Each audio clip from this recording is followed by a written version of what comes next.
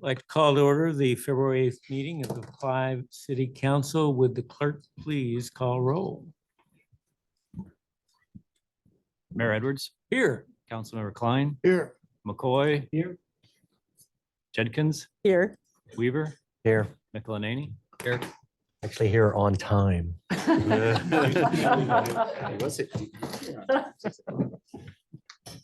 would rise and join us in the pledge. I pledge allegiance to the flag of the United States of America and to the republic for which it stands, one nation, under God, indivisible, with liberty and justice for all. Next, we have approval of the agenda. I'm not aware of any changes. Approval. Second. Motion and second to approve the agenda. Further discussion? Seeing none, all those in favor say aye. Aye. Opposed, nay. The agenda is approved. Next up, we have our citizens presentation. This is the opportunity for anyone to address the council on an item that is not on the agenda.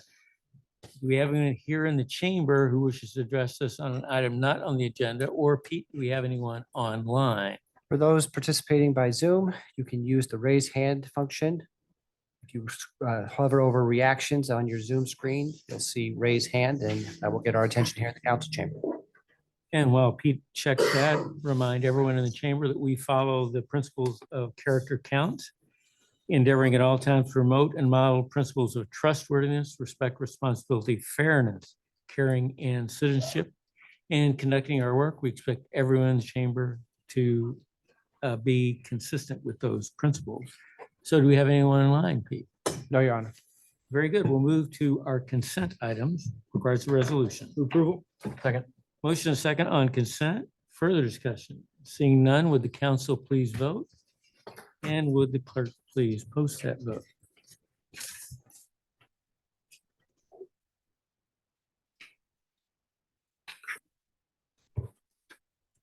And that passes by a vote of 5-0. First presentation we have is from the Food Bank of Iowa. Michelle.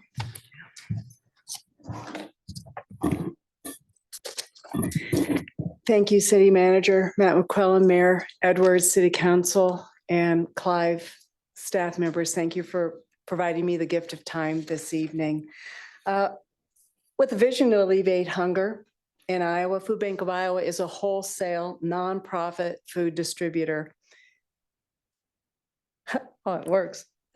Our job really is to find food, keep it safe, get it to our partners who do the heavy lift of providing it to the neighbors in need.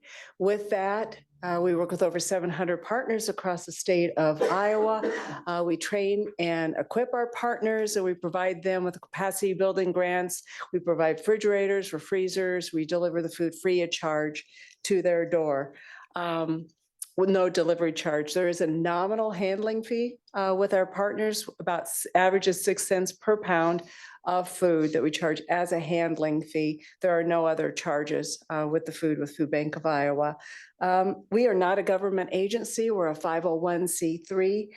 We're funded by donors, 100% donor funded. Foundations, corporations support the work of the Food Bank of Iowa. Accordingly, we use donor dollars to provide food and other capacity building supply items to our partners. Similar to the United Way, they take in donor dollars and they re-grant funds. We take in donor dollars and we re-grant food, refrigerators and freezers. You are all very well aware that the need for food assistance has never been greater. Month after month, our pantry partners, our meal sites record record numbers. Month after month, Food Bank of Iowa has seen record numbers. It started April 22 when COVID air relief program sunsetted and inflation hit all of us very, very hard. People ask me, why with low unemployment are we still seeing high numbers of food insecurity? Folks are working. 1 in 7 working Iowa households cannot afford the cost of basic needs. Today, Iowa, in Polk County, an individual, one parent, one child needs to gross $22.83 per hour. I recently went out and looked for jobs on Indeed.com, and I found that if I applied to be a school cafeteria worker, I could make $14.64. As a gas station attendant, $13.24. Even as a mechanic and a degree teacher, I was not going to make enough money per hour to cover the cost of my basic needs and a child. This is really hard to see, but again, the slides are available, and Matt has these slides. Partners are seeing record numbers, and we're setting records for pounds delivered to partners. In the last year, we distributed 22.5 million pounds of food across our 55 county area. And I think what's of note here is that 36% of that stayed right here in Polk County. Over a third of what we do across our 55 counties stays in Polk County. Food rescue. In addition, we manage Feeding America Food Rescue. We ensure the food stays safe. And here in Polk County, it was almost 3 million pounds of food rescue that stayed in Polk County. School pantries are a big part of what we do. You can see the list of types of partners we have. Over about 160 school pantries across our 55 county area, with 56 of those being in Des Moines. Today, we have no school pantries in the West Des Moines School District, although we're working on it. We would love to see a school pantry, an elementary school pantry in Clive, and would appreciate your assistance in helping us with West Des Moines Public Schools to get that done. We do require a contract with our partners.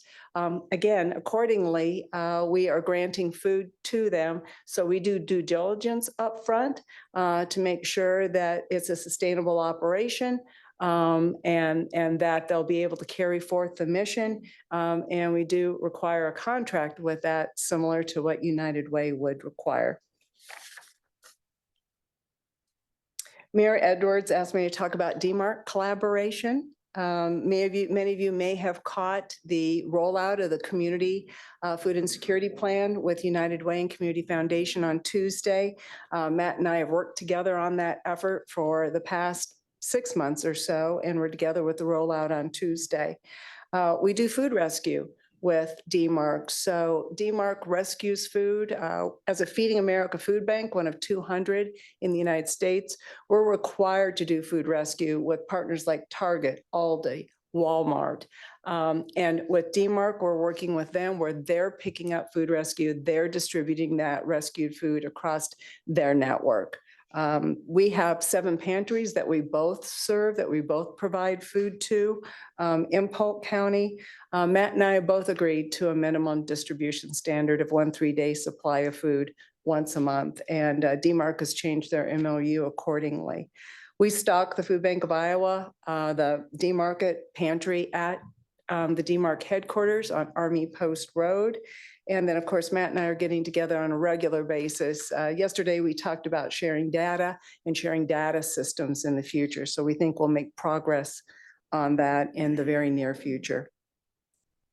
And then Clive distribution. What do we see happening in Clive? The Salvation Army Capital Area Pantry opened in May of 23. Since opening, their average has been about 350 individuals per month served. But the last 4 months, we've seen that tick up dramatically. In January, they served nearly 500 individuals at that location. I mentioned that DMARC does food rescue and drops that off at the pantries that also receive other DMARC resources. And Clive Community Services, on average, is getting about 470 pounds of Food Bank of Iowa food rescue into their food pantry. We have 32 backpack students at Clive Learning Academy, and then another 123 at Crestview Elementary. We love the backpack program. Everybody loves the backpack program, but that's intended to serve just elementary school children from kindergarten to 5th grade. We have found that school pantries are a better way to meet the needs of the entire family. So many of our backpack programs have migrated to school pantries.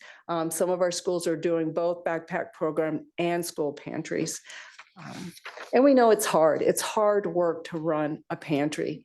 Food Bank of Iowa, as I said, we find the food, we keep it safe, and we deliver it to the door of our partners. But the partners do the hardest work, which is taking it the last few feet to either serve a meal or hand the food to a family who will take it home to make a meal. And we've done that. Food Bank of Iowa hosted a pantry for a period of time, and I know that's the hardest part of the journey. Nearby pantries. In the area, nearby pantries that will serve Clive residents, New Point Church, Urbandale Food Pantry, Around Town Mobile Food Pantry, St. Teresa's, and also Knock and Drop will serve Clive city residents. We just recently upgraded our software system, and these are screenshots from my cell phone. So if somebody is in need of food assistance, they can very easily, using their smartphone, go to our website, foodbankiowa.org, click the Find Food button, the orange up on the right-hand corner. They'll get another screen where they'll be asked to put in their zip code, and they'll find all the resources that surround them that they can go for help, meal sites or pantry sites.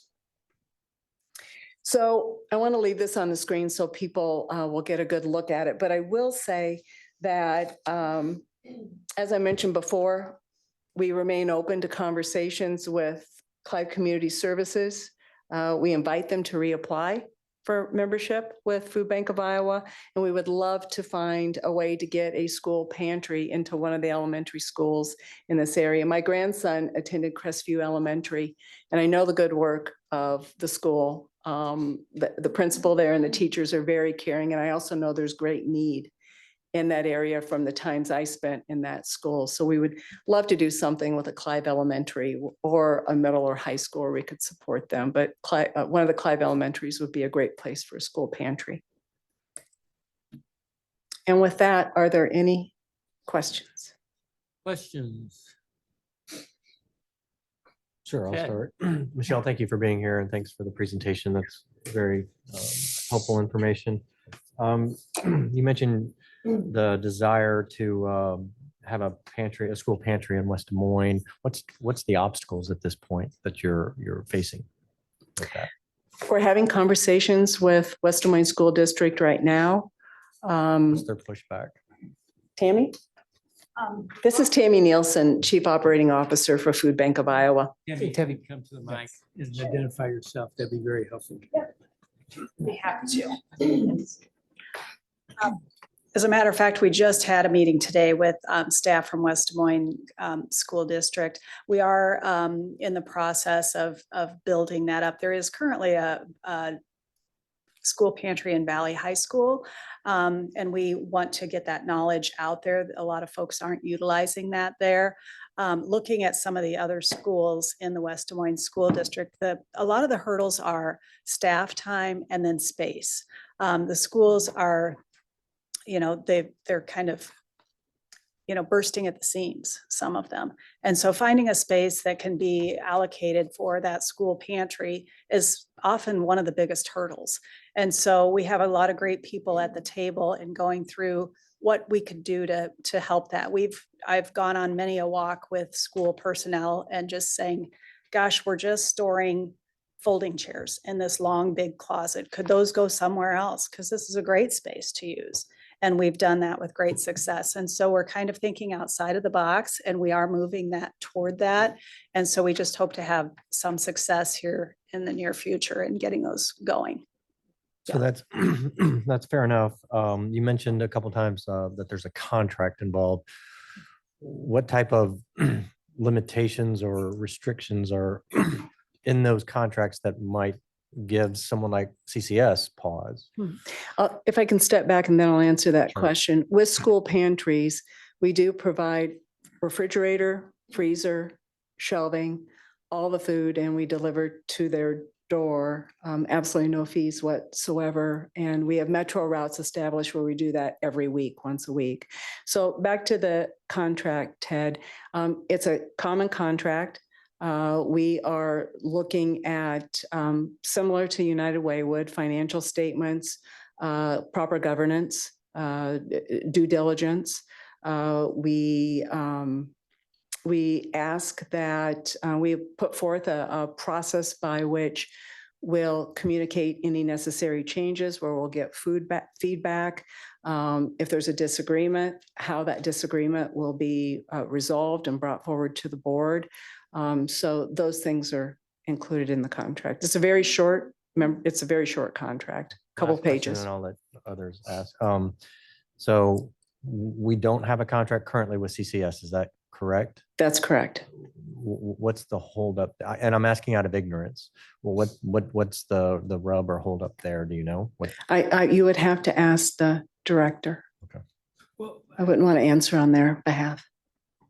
If I can, though, that was the line I was headed for is why the director? You said reapply. What's that? That to me, I infer we were denied access by having to reapply to be a member with you. They opted out of the network. Do you know, and you know why, right? Well, Yeah, it was back in October when we asked all pantry partners to distribute 1 3-day supply of food. And their response was that would be overwhelming to the pantry at the time. that was Clive's response. Yes. Now, all other pantries, with the exception of 2 Polk County pantries, Any exclusivity or anything no. on the contract? No, gosh, not at all. There's a lot of work to be done. There are a lot of people to feed. We appreciate working together with DMARC to fill the shelves of these pantries. So no exclusivity. And what's the purpose of a 3-day supply of food? As It's a- opposed to what the previous agreement was. Yeah, the previous agreement did not specify a monthly minimum in that way. And this is this was a conflict with the DMARC MOU, where DMARC at the time had said that people could get 1 3-day supply of food at one of 14 pantries. The Food Bank of Iowa agreement specified that people would get 1 3-day supply of food at any pantry which receives support from Food Bank of Iowa. The DMARC MOU has since been changed. So they support that 1 3-day supply of food from each one of the pantries that they supply, also the pantries that we supply. Did that answer the question? Yes. So I received an email about this from one of the Clive residents here, Mhm. and I just want to kind of read it to you as a comment and then a question at the end. So the comment begins with, the Food Bank of Iowa is just that, a bank to hold the food resources for the communities they serve. What went quote unquote wrong for our system were policy changes about distribution of that resource, including all of the items meant for redistribution. Policies were created to limit the amount and food selection depending on whether the food bank deemed the recipient quote unquote compliant. Food pantries were asked to sign pledges with requirements for frequency of distribution and muzzling any criticism coming from the individual pantry. This is an obstruction to the end goal and potentially leads to preferential treatment, impacting the working efficiency and financial well-being of the community's diverse distribution system.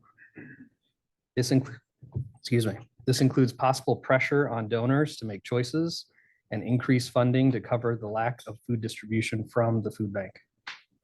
What has been accomplished in the past year to amend and better relationships with other distribution organizations? And what I'll add to that is if you could speak specifically to CCS for Clive, that would be helpful as well. Thank you. Well, thank you for sharing those comments and those thoughts. I appreciate it. Food Bank of Iowa is a Feeding America food bank. Our food turns over every month. We get in 2.5 million pounds of food a month, and it goes out every month. So we don't sit on food. It moves very quickly in and out of our organization. Our mission is to alleviate hunger. Our vision is to build better communities. So we invest our resources accordingly. We also serve over 700 partner organizations across 30,000 square miles of Iowa. We are tasked with making sure that food is equitably distributed across 55 Iowa counties. With that, as I mentioned before, over a third of it does stay right here in Polk County. So we are working hard every day to get food in and to get it out. We do want to settle differences with our partners. We want to sit down at the table. We want to have conversations when there are differences of opinion. And we think we have put process in place to allow us to do that in an orderly way and a civil way, always keeping the Iowan who is food insecure top of mind. Iowans don't take more than they need when they're hungry. Iowans don't stand in more than one line if they don't need to. My experience has been that Iowans seek food assistance when they've had an emergency. On average, in Iowa, Central Iowa will visit a pantry 2.1 times per year. So they're not in line constantly at every pantry. My goal is to make sure that every Iowan has enough, that kids don't have to go to school hungry, that seniors don't have to choose. And it's a lot to balance across 55 Iowa counties. And we do our best to serve everyone. We want to work with Clive Community Services. And we have in the past, and we remain open to that partnership. I think we bring great value to the pantries that we supply. We deliver to the door. There's a metro route where pantries receive service every week here in Des Moines. I think our variety of food is quite ample right now. We endeavor to buy nutritious food. So we're investing donor dollars in fresh produce, in dairy, milk, eggs, good canned food. So it's a very nutritious offering and a plentiful offering. So I can appreciate that 100%.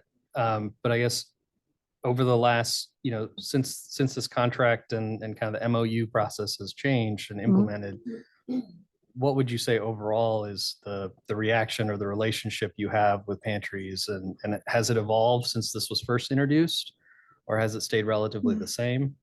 Well, I think we continue to evolve in the work that we do as we meet with people and hear and learn more.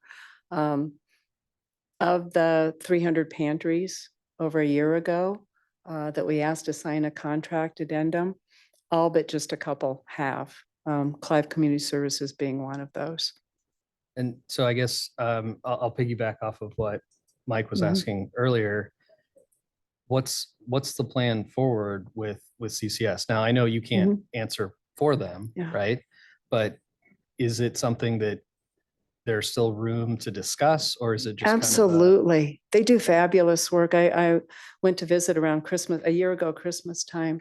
I admire the work that they do at CCS. They do more than just food. And that's what I think is important in this fight against hunger, is that we find ways to lift people up and out of poverty so they don't have to keep coming back to the food pantry. And that's what Clive Community Services, that's what they do. And that's what they're focused on doing. So I admire the work. I also know how hard it is. It is terribly hard to run a pantry. And you do need support. You need volunteers and you need space to do that. And at the time we were discussing this with them back in October, November, they didn't think they had the capacity. They felt that they might be overwhelmed by a surge of visitors and that it would be hard for them to meet that demand. And I appreciate that. I understand that. I had lunch with Matt Unger yesterday, and he said the number today that they're seeing of people that are going to more than one pantry, about 8% within that DMARC network. 8% of the visitors have to go to more than one pantry. Sometimes it's 2 or 3 to get what they need during the month. But my grandmother had a saying, and she used to say, many hands make light work. With everybody pitching in to provide 1 3-day supply of food. It's not a great burden for 1 or for 2 because everybody's sharing that lift. And the other pantries in the community are doing that, are willing to do that. So I'll ask one more pointed question, because I think I just want to make sure I'm understanding correctly. So it sounds like you're saying that based on the distribution of the partners that you have, maybe that 3-day supply issue may be up for discussion with CCS? That won't be up Okay. for discussion. We're firm on 1 3-day supply of food. And our other partners, pantry partners, Sorry, I don't mean to cut you off, but that does seem antithetical to what you just said. I'm sorry. It's opposing to what you just said, which is, the other partners will help pick up the slack of, When everybody is willing to provide 1 3-day supply of food to the people that come to them, one pantry is not inundated. We have many pantries across the community, many of whom do much more than that, than provide 1 3-day supply of food. When everybody agrees to that, it spreads the load out across all the pantries. So it's not just Urbandale, or it's not just Bedwell, but it's everybody pitching in to take care of folks. And one of the opportunities here is the fact that folks are being served by some of these surrounding pantries. And that's okay, because the ones I listed earlier in the presentation, they're willing to do that. So they are taking folks from Clive and serving them at their pantries.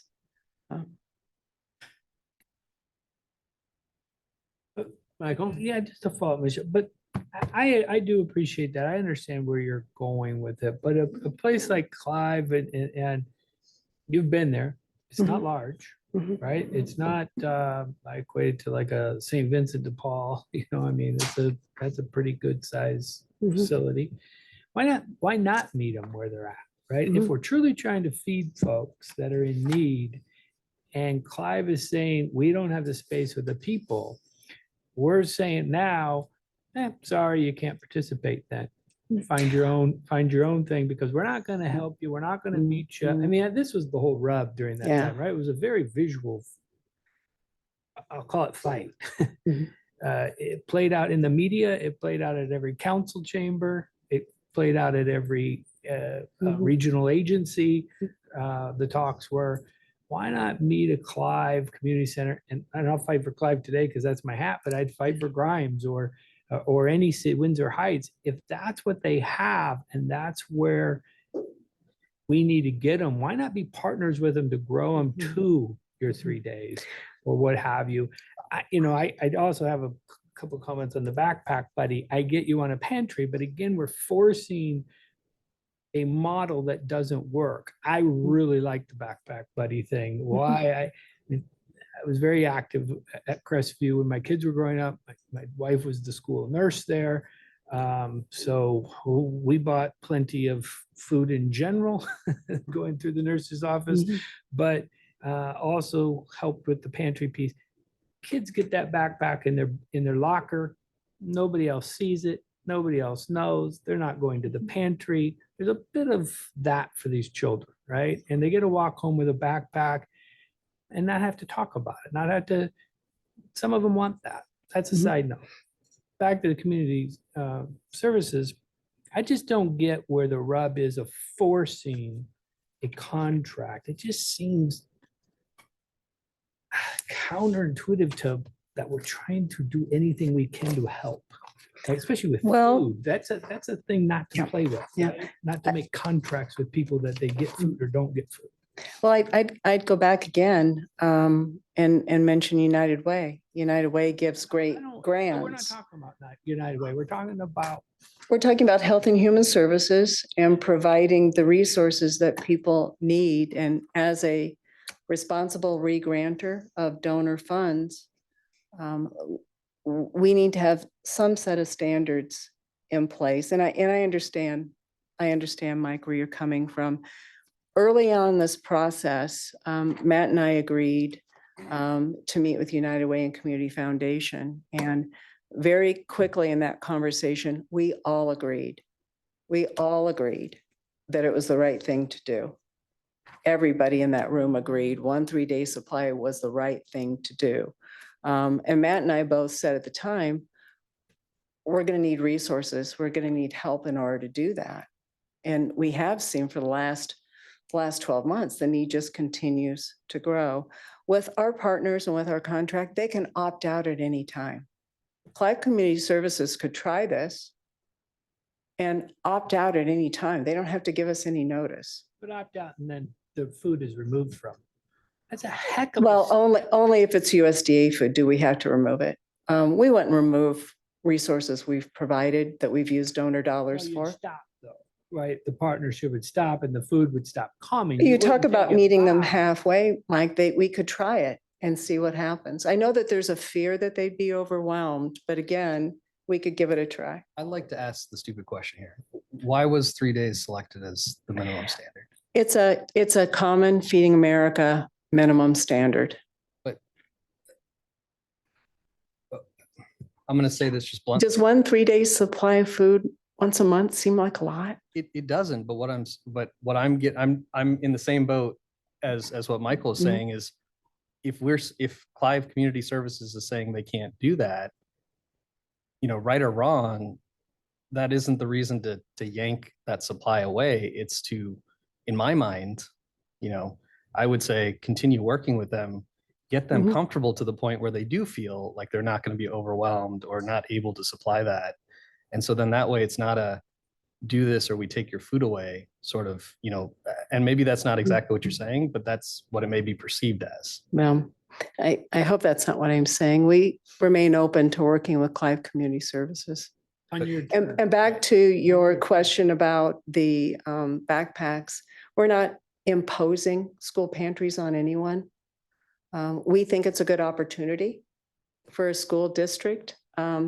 Free food from Food Bank of Iowa with a freezer, refrigerator, delivery. So, Okay. but we're not forcing it on anybody. We're not taking the backpack program away, but we do see that it's a way to feed the entire family. I'm with you on that. I think schools should do more there. Yeah. They have a lot of room of, you're growing $1 million square footage. I mean, Crestview is one of them, the Learning Center is one of them. Just put a huge addition. You could have put a room with freezers in it. Yeah. Right? You could have partnered with you at that time. I'm disappointed with the school district a lot up here. Well, and I think also of a school pantry in that part would help take some of the pressure off Clive Community Services. Would the school As well. pantry have the same 3-day requirement? No. Okay. They're not a contracted partner with us. It's a program. We do everything for them. We provide it free of charge. They're not a 501c3.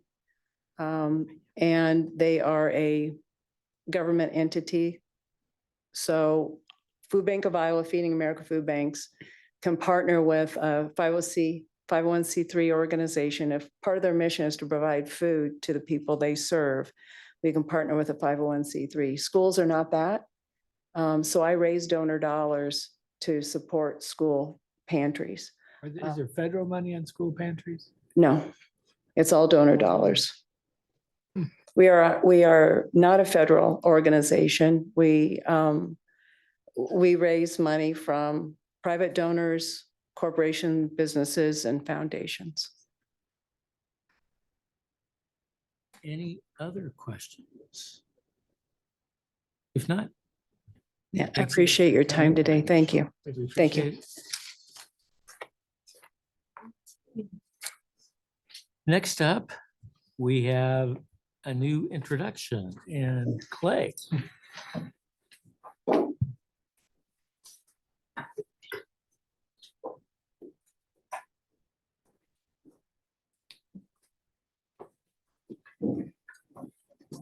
Mayor, Council, thank you. I'm here tonight to introduce you to our new Assistant Chief of Operations, Rebecca Morris. Rebecca comes to us from Bondurant Emergency Service, where she filled a role very similar to what she'll be doing with us. She comes with a master's degree in nursing, so a heavy EMS background. When we kind of set out to do our vacancy filling in this role, the one thing we looked at was finding the right teammate to the Clive Fire Department. And the one thing we would not have done is just fill that position to fill that position. And with Rebecca, I think we're not only she's going to be a fantastic asset to us and truly move the ball forward for the Clive Fire Department. And as a whole, we're lucky, and especially in our EMS division, she's going to be an incredible asset to us for a very long time. So with that, introduce you to Rebecca Morris. Questions? Rebecca, you can make a statement. I just, They're usually Thank 10 you. minutes or shorter. I warned her about this. Well, I appreciate Mayor and Council that you are giving me the opportunity to join Clive Fire Department and be a part of the fun. Big I step, suspect Clay is as excited as you are. big step up from Bonneville. There you go. We're growing over there.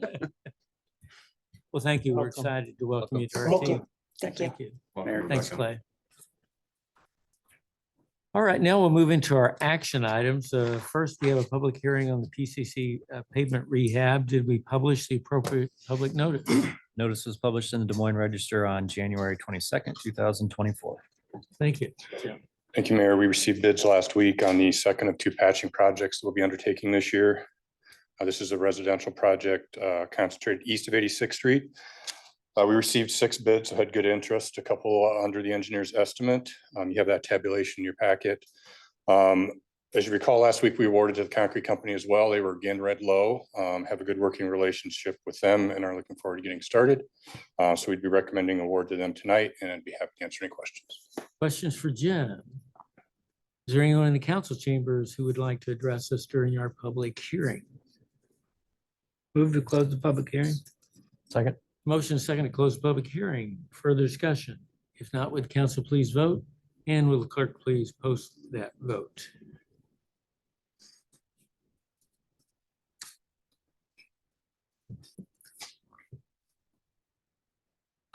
And the public hearing is closed by a vote of 5-0. Move the resolution approving plans and specifications. second, Motion is second on the resolution approving plans and spec. Further discussion? Seeing none, would the council please vote? And would the clerk please post that vote? And that passes by a vote of 5-0. Move the receipt of bids. second, Motion is second to receive bids. Further discussion? Seeing none, would the council please vote? And the clerk post that vote.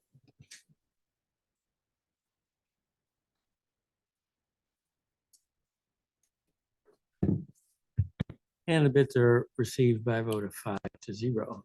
Move the resolution awarding contract to the Concrete Contracting Company, Inc. for $591,506.25.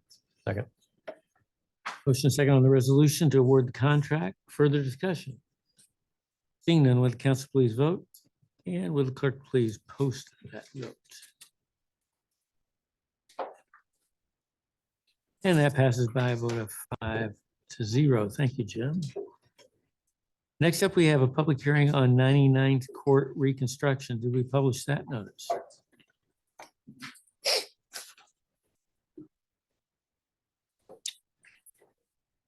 It's published in the Des Moines Register on January 22nd, 2024. Thank you. John. Thank you, Mayor. Good evening, Mayor, members, council. Today I'm here to present the bids for the Northwest 99th Court reconstruction. This will be a full reconstruction project. So they'll be replacing the sanitary sewer, water main, storm sewer, and pavement between Clark Street to Lincoln Avenue. On February 1st, the city received a total of 9 bids on the project, with mainline construction submitting the lowest bid of $1,521,703.44. Mainline construction has performed previous reconstruction projects in the city. I believe that would be Clark Street Phase 1 and Harbach. Mainline's bid is approximately a third less than the engineer's estimate, similar in bid rates that we saw last week on the Northwest 114th reconstruction. As Jim mentioned in the December construction meeting, when setting the public hearing, this contract is structured in an incentive-disincentive pay structure compared to the typical liquidated system. I have included key points of the contract in the council packet. That being said, staff recommends approving the plans and specifications and awarding the contract to Mainline Construction. And with that, I'd be glad to take any further questions. Question for John. Ted. I do like it when these bids come in well below the estimate. And I saw the staging map. How long do we expect this project to go overall? Well, based on the contract and how we written things out, we're planning on starting, what's the exact dates here? I think I have some of the bullets that I can look at. I want to say start of construction in, find it, there we go. Start of construction in, I have it, I believe it's sometime in mid-May. Don't have the exact date here, but I do have that we're looking for that first lump sum of the total project being complete in November 8th of Yeah, so 2024. basically almost a whole year from May to November. Yes, yeah, it will still take quite some time to complete the whole project, Right. and we are breaking it down into 3 stages. Each stage is approximately about 50 or so calendar days. Okay, so about 2 months for each stage. Pete, are we having a neighborhood meeting on this? When is that? Yes, John can speak to that. We actually did have our first neighborhood meeting in fall. We did want to give the community early notice. The right of way out there is exceptionally tight.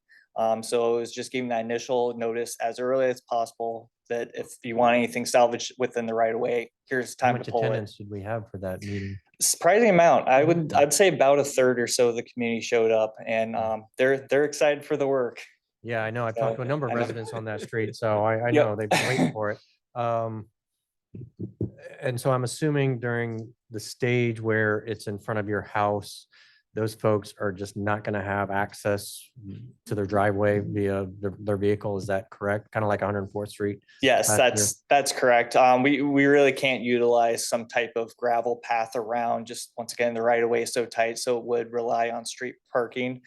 How we have the stages broken out, they still will be able to utilize the stubs on, I believe that's Sunset Terrace and Colby Ave. So we got 2 months, almost 2 months per stage. And then if you throw in weather, and we had a third of the residents show up, what other communication are we doing to the other 2/3 of the residents who are going to be affected by this? We are issuing an additional mailer and having additional meeting on the project as well. So just keeping that constant line of communication early as often as possible. We do know that this project will have substantial impact on the community as a whole. Right. Council will also have our project distribution list for folks to receive electronic updates. Those get sent out weekly during construction. So John will be providing that information. And then that second construction meeting with the neighborhood is the one where we get really nitty gritty on things like you're asking about parking, mailboxes, yeah. trash, Yep. so on and so forth. And Recycling. recycling. Yes, sir. Yeah. Okay. But this is one now because we've been going down this path with lots of reconstructions and times when people are not able to get into their driveways. We've seen a lot of these questions, which helps us come into the meetings well prepared with clear information.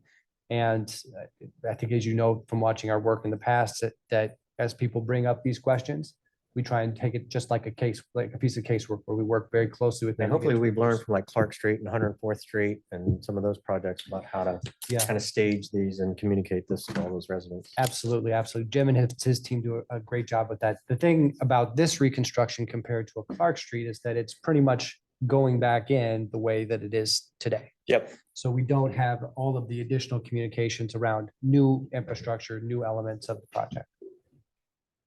I see that on stage one, will Lincoln Avenue be closed off? That's included with that. Yes, they will be doing reconstruction on the intersection at Lincoln Avenue. Part of that work is to tie the sanitary and the water in that intersection as well. I get it. Yeah, that's, a feeder street to that whole neighborhood. So a little bit of concern right there. It'll be interesting to see how the incentive projects relay out to, I'd like to see follow up with that to see the effectiveness with them. Do they meet the timelines? How much incentives are we making or are we paying out? And I'm in favor of that kind of economic incentive to speed up the work, but would like to see some follow up on that with how it turned out. Yeah, certainly. Other questions for John? Is there anyone in the chamber to address us on this matter? I'll move to close the public hearing. Second. Motion second to close public hearing. Further discussion? Seeing none, would the council please vote? And will the clerk please post that vote?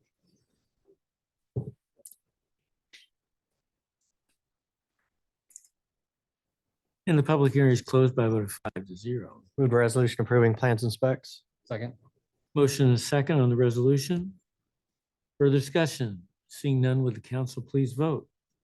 And then would the clerk please post that vote?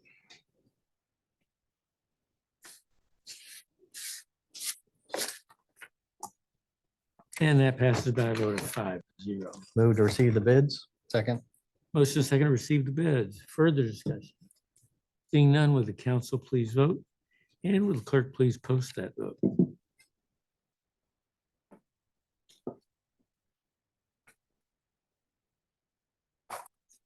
And that passes by a vote of 5-0.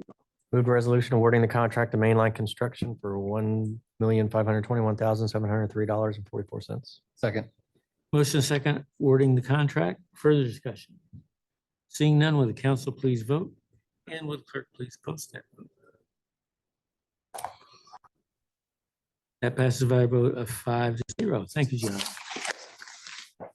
Next up, we have a consideration of a license suspension revocation on Taps Pub. Chief. Thank you, Mayor. Council, back on October 12th, the council voted to grant Timothy Hartman a liquor license to operate Taps Pub. At that same meeting, the council voted to for a revocation of that license, which set in motion a 90-day process for a hearing on the matter, which is why we're here tonight. In your council packet, I've got a fairly lengthy memo describing what has happened since then. I'll try to just hit a few of the major points.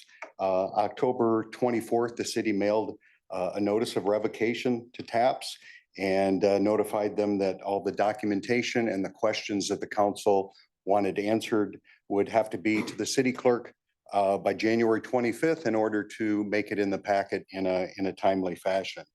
On December 4th, the ABD actually sent a letter to TAPS indicating that they had provided false information on a criminal history on an application that was dated October 27th, just 2 weeks after we were here at our last hearing. The ABD decided to make a discretionary decision and not suspend the license, but to send an educational letter to the applicant and in warning that there could be future sanctions would something like that happen again.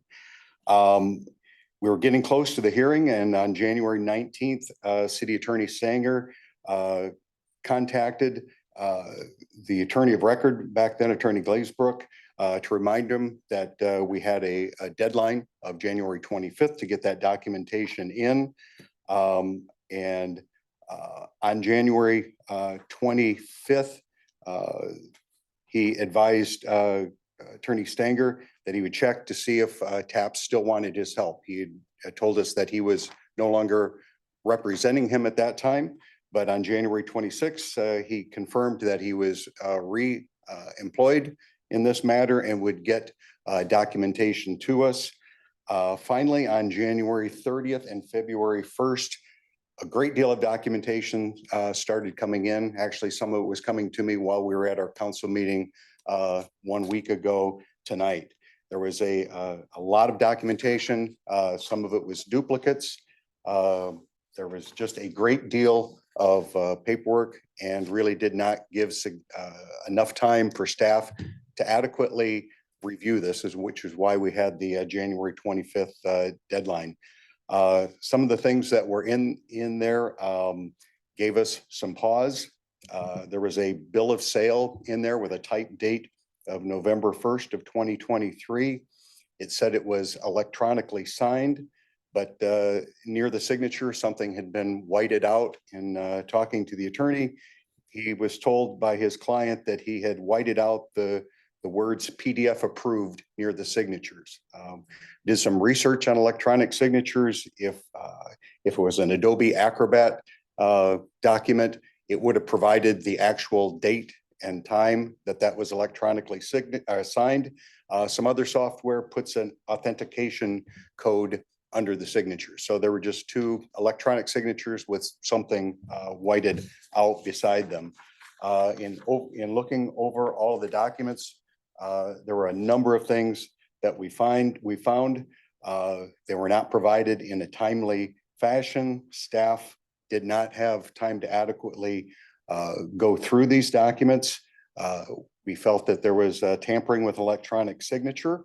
Again, 2 weeks after that last council meeting, Mr. Hartman had provided false information on an application. There's a few more details on this, but at that point, when we completed the packet, we felt that there was enough information that we would feel that a revocation is the appropriate thing, and that was staff's recommendation at that moment. Today, there has been I would say, a flurry of documents emailed to myself and Attorney Stanger. I would have hoped that those documents would have helped clear some things up, but unfortunately, those documents gave us more pause. There were 3 different versions of a bill of sale. They were all different. We noticed some problems with a signature that we felt was a problem with Will Hildreth's signature, that although we're not experts on signatures, it appeared to us that there was something amiss. And again, we have very little time to follow up on these items. There was at one point today, Attorney Stanger was notified that on the finances that one payment had been made to the seller. Soon thereafter, she was told that in fact there were 7 payments of $1,000. They were provided copies of checks. They weren't canceled checks. They were just copies of the front of checks. The dates and check numbers again gave us pause. It did not look like it was happening in a pattern that would have been typical with a business. Additionally, there was some problems with the DBA and the filings of the Secretary of State. And honestly, I have not had enough time to look at that, but Attorney Stanger had some questions about that. Additionally, today, just to try to clear up some information, I called Will Hildreth and asked him about the sale of this business because there were some questions.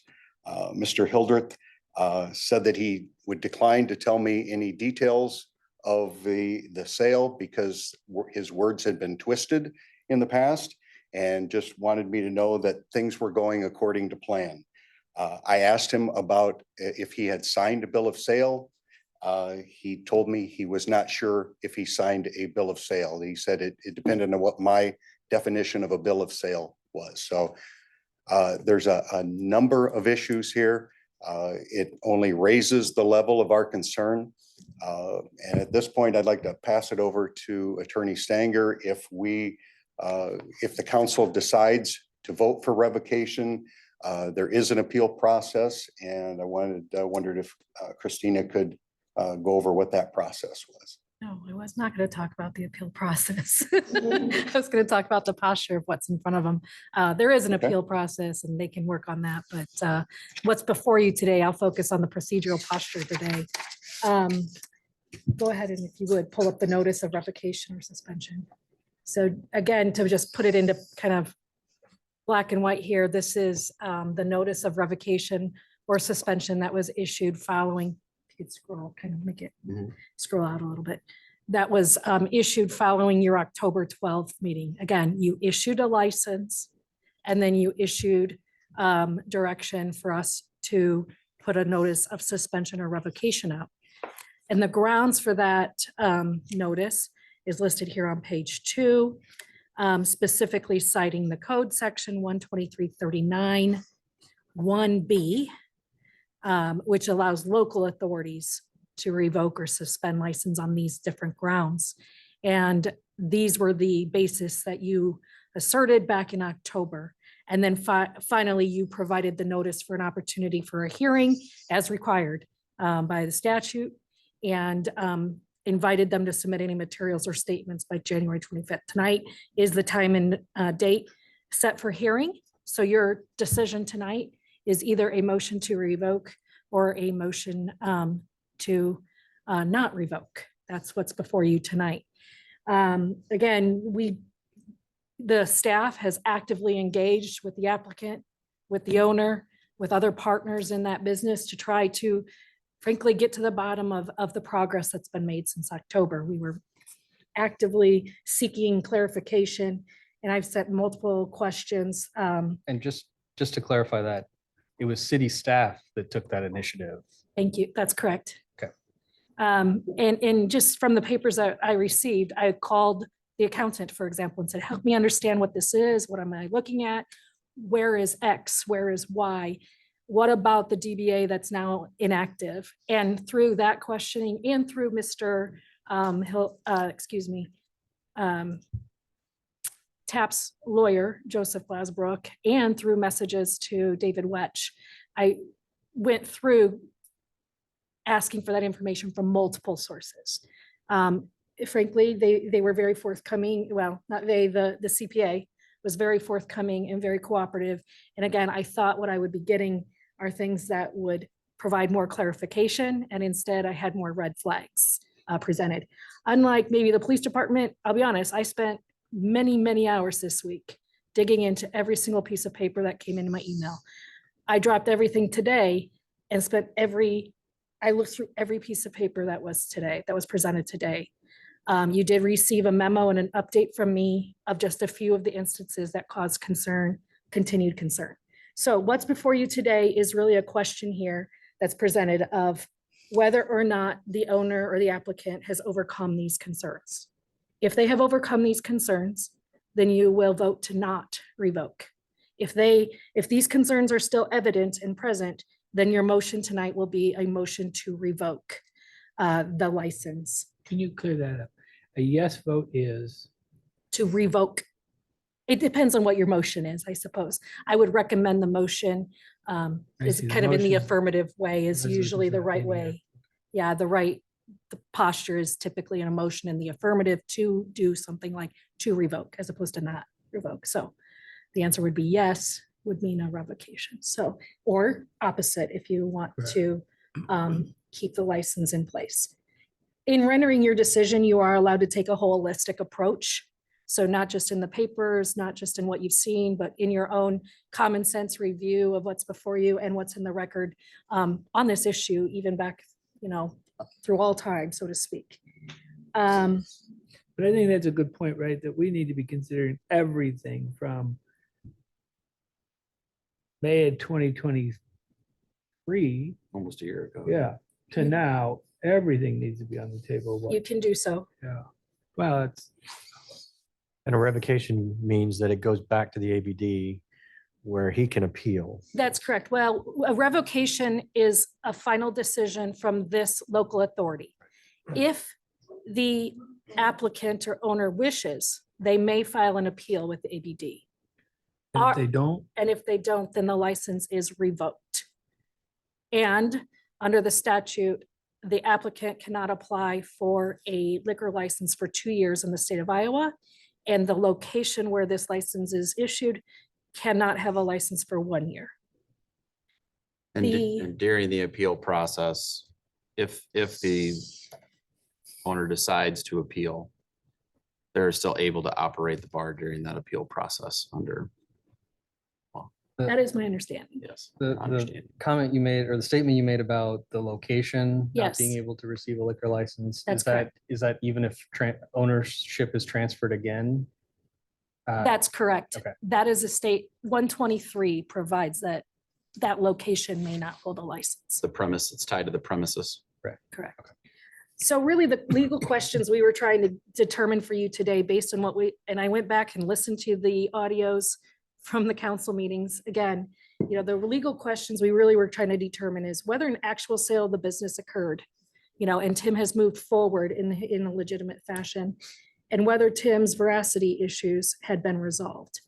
And unfortunately, I cannot say yes to either one of those questions. The checks we received today, the rest of the evidentiary support we've received today and throughout the last few weeks has again continued to cause more questions than answers. So with that, the staff supports the police department's recommendation to revoke the license tonight. So, and I just, before we even get to the validity of any of those documents or anything, I just want it on the record that I have a problem with the fact that we've been talking about this for the better part of a year, and it still took staff initiative, the city attorney's initiative to move this forward.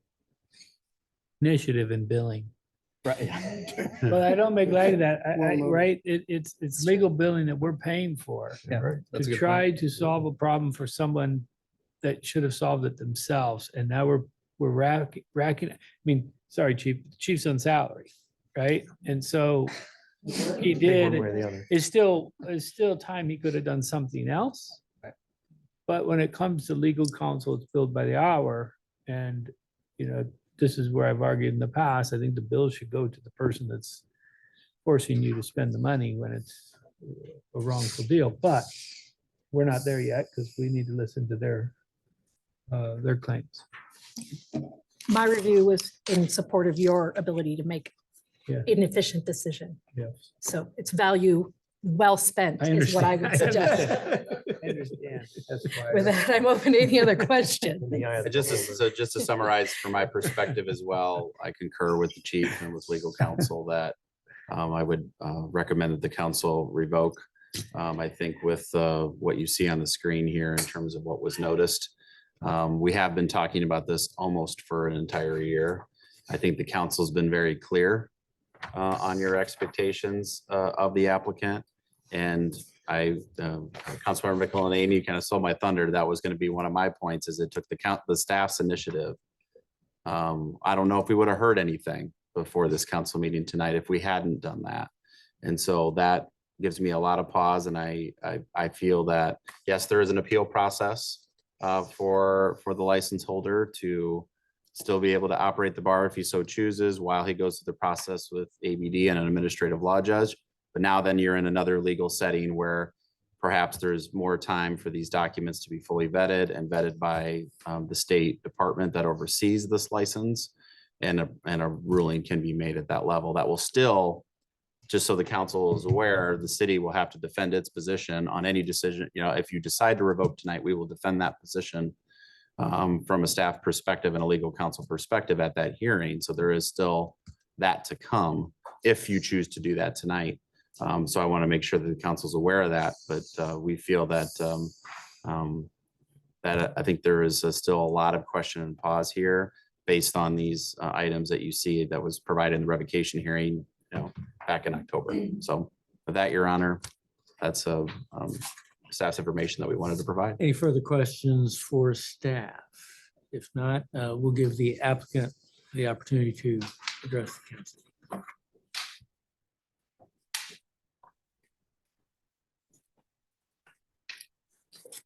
Thank you, Mr. Mayor and members of the council. I first want to state, Would you identify? I'm sorry, I'm Joseph Glazebrook for the license holder. I want to state first that I take a great amount of exception to the chief's characterization of what occurred here.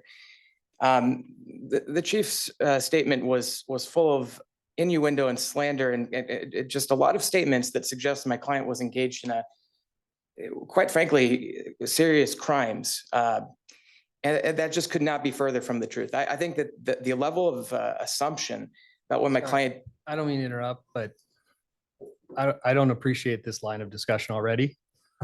And what I will say is the ABD has already sent a letter stating that there were inaccuracies and misstatements made.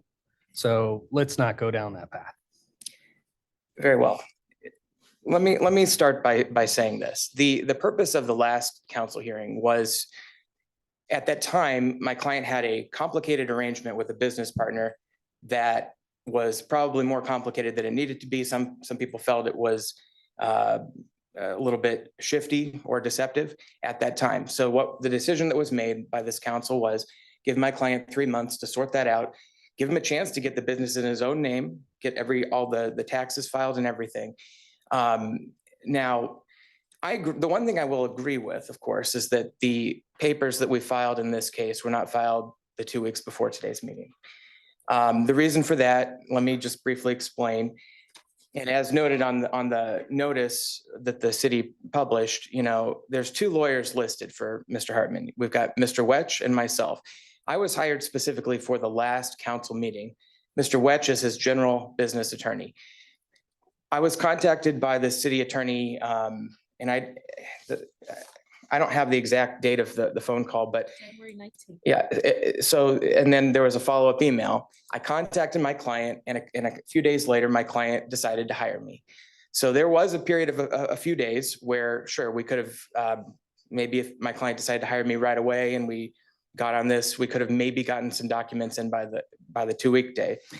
But Mr. Glasbrook, did you receive the notice in October?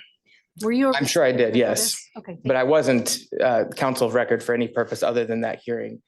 Whether you were involved or not, he's known about this since October. So the fact that you weren't hired until just a couple of weeks ago is irrelevant. And It is relevant, and I concede that. He certainly would have had access to that information. I'm not trying to excuse that. I'm just simply explaining why my participation panned out the way it did, because I was hired pretty much the day, I believe, that the deadline to submit documents. Why did that happen in the first place? I mean, you were here at the last council meeting where we kind of laid this forth, right? And I'm just thinking about the actions I would take, right? If I was in this situation, I would be working on that the minute I walked out that door. And my client can explain from his perspective what he was doing. I can just tell you that Mr. Wetch was still working with him on other matters.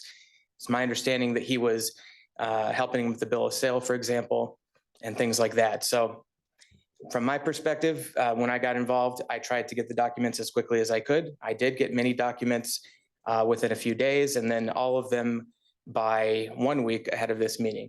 And I do apologize. I mean, I understand that does create an Sorry, can you clarify that I received all of the documents, or the clerk received the documents 1 week before today's hearing? My understanding is that the email that I sent you with the tax information was a week ago today, and that was the last submission of documents that we made. I think the accountant provided some additional documents as well that I wasn't referring to, but the documents that I. Clear on the record. that Sure. Multiple documents came in after last week and they were not sent to the clerk.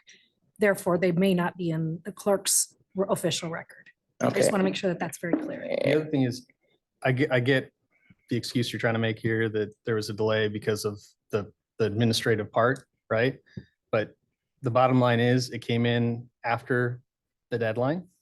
And what that caused is it causes staff to have to scramble essentially, and the city attorney to have to scramble, and they can't make a full analysis, right? So then it's kind of hey, we gave it to you. Yeah, it was late. We gave it to you, but now it's on you, right? It's in your court. So you figure it out. And then I'm going to stop myself there because I'm going to say something I don't want to say. But you use that to your advantage almost is what the perception is that I'm seeing. I really wasn't trying to take an advantage by having a delay. The delay was just the result that I'm doing my best to get the documents as soon as I could. And I am sorry that we couldn't get them faster. I do appreciate your. Yeah, you're excused. Yeah, from this. I do This isn't an issue appreciate with what you as the did attorney. once you got hired. It's your client that you're doing your job while you're hired to come here. But I don't understand why he doesn't keep his regular attorney to come here on these last two and call in a pinch hitter just for the two, put you in a very difficult position. You still need to try to, quote, win as an attorney. I get it. It's about W's and L's, even in your business. But you're put in a tough position. Your client has a lot to explain. He made, once again, no effort to fulfill his obligations that you were even here. And you must admit that's how it looks. I understand. Yeah, I certainly appreciate the appearance. And let me just back up a little bit and say this. My client did make efforts to comply with this council's requests. What I would say the problem is the communication of those efforts. I believe that the problem is not whether he, separated his business from his former business partner. The problem is not whether he got his taxes separated out. The problem is not whether he sold his business. He did all those things. when I say sold his business, I mean bought out his former business partner. He did all those things, but yes, there was a problem of getting the documents in a clear and timely way to this council. And I certainly understand the council's concerns. I do want to address the merits of the documents. I'll take any other questions you have on the procedure stuff, but I do want to address the merits of the documents if I may. So first of all, we submitted a ton of paperwork relating to my client's LLC. This was prepared by his other attorney, David Wetch, but we have the certificate of organization, we have the filing itself, we have EIN paperwork that demonstrates he got an EIN. We have an operating agreement. We even submitted his retainer agreement with Mr. Wetch in relation to all those matters. I don't think there's any question that he did establish this business in his own name, separate from Mr. Hildreth. So that's step one. Step two, how did he handle the lingering prior business with which he was involved with Mr. Hildreth? And the answer to that question is on November 1st, he with Mr. Wetch's help, executed a bill of sale. The bill of sale was signed separately by the parties, and it was signed via a PDF document. My client can explain the thing about the PDF approval language that was whited out on the copy that I submitted. But essentially, basically, my understanding is that David Wetch emailed a copy or in the PDF program, sent it to my client. He clicked a thing that was an electronic signature that imposed that signature onto the document, and a copy was sent to Mr. Hildreth, and that was signed in the same way. And then the program combines those two into the same document. That's my understanding of how that works. My client might be able to explain it in more detail. But either way, it was a validly executed document that What was the program that was used? Do you know the program? It was a PDF signature. So like Adobe PDF. So yeah, they weren't sitting in the same room with a pen signing the same form. They were at a computer in two different locations, clicking a PDF signature onto an electronic document. And that's why there's the issue with the whiteout. So that doesn't explain the whiteout. I use Go ahead, Tim. sign every day in my job, and I have clients in different parts of the country e-signing. That has nothing to do with, manipulating what shows up. So I'm gonna try to start over really quick on all this. Okay, I had to get all this together. Past week I got my wisdom teeth out. It's been hell. No excuse on any of this. I should have had all well ahead of that. I get all that. My accountant, busy time for her. She's getting all the paperwork together that she needs.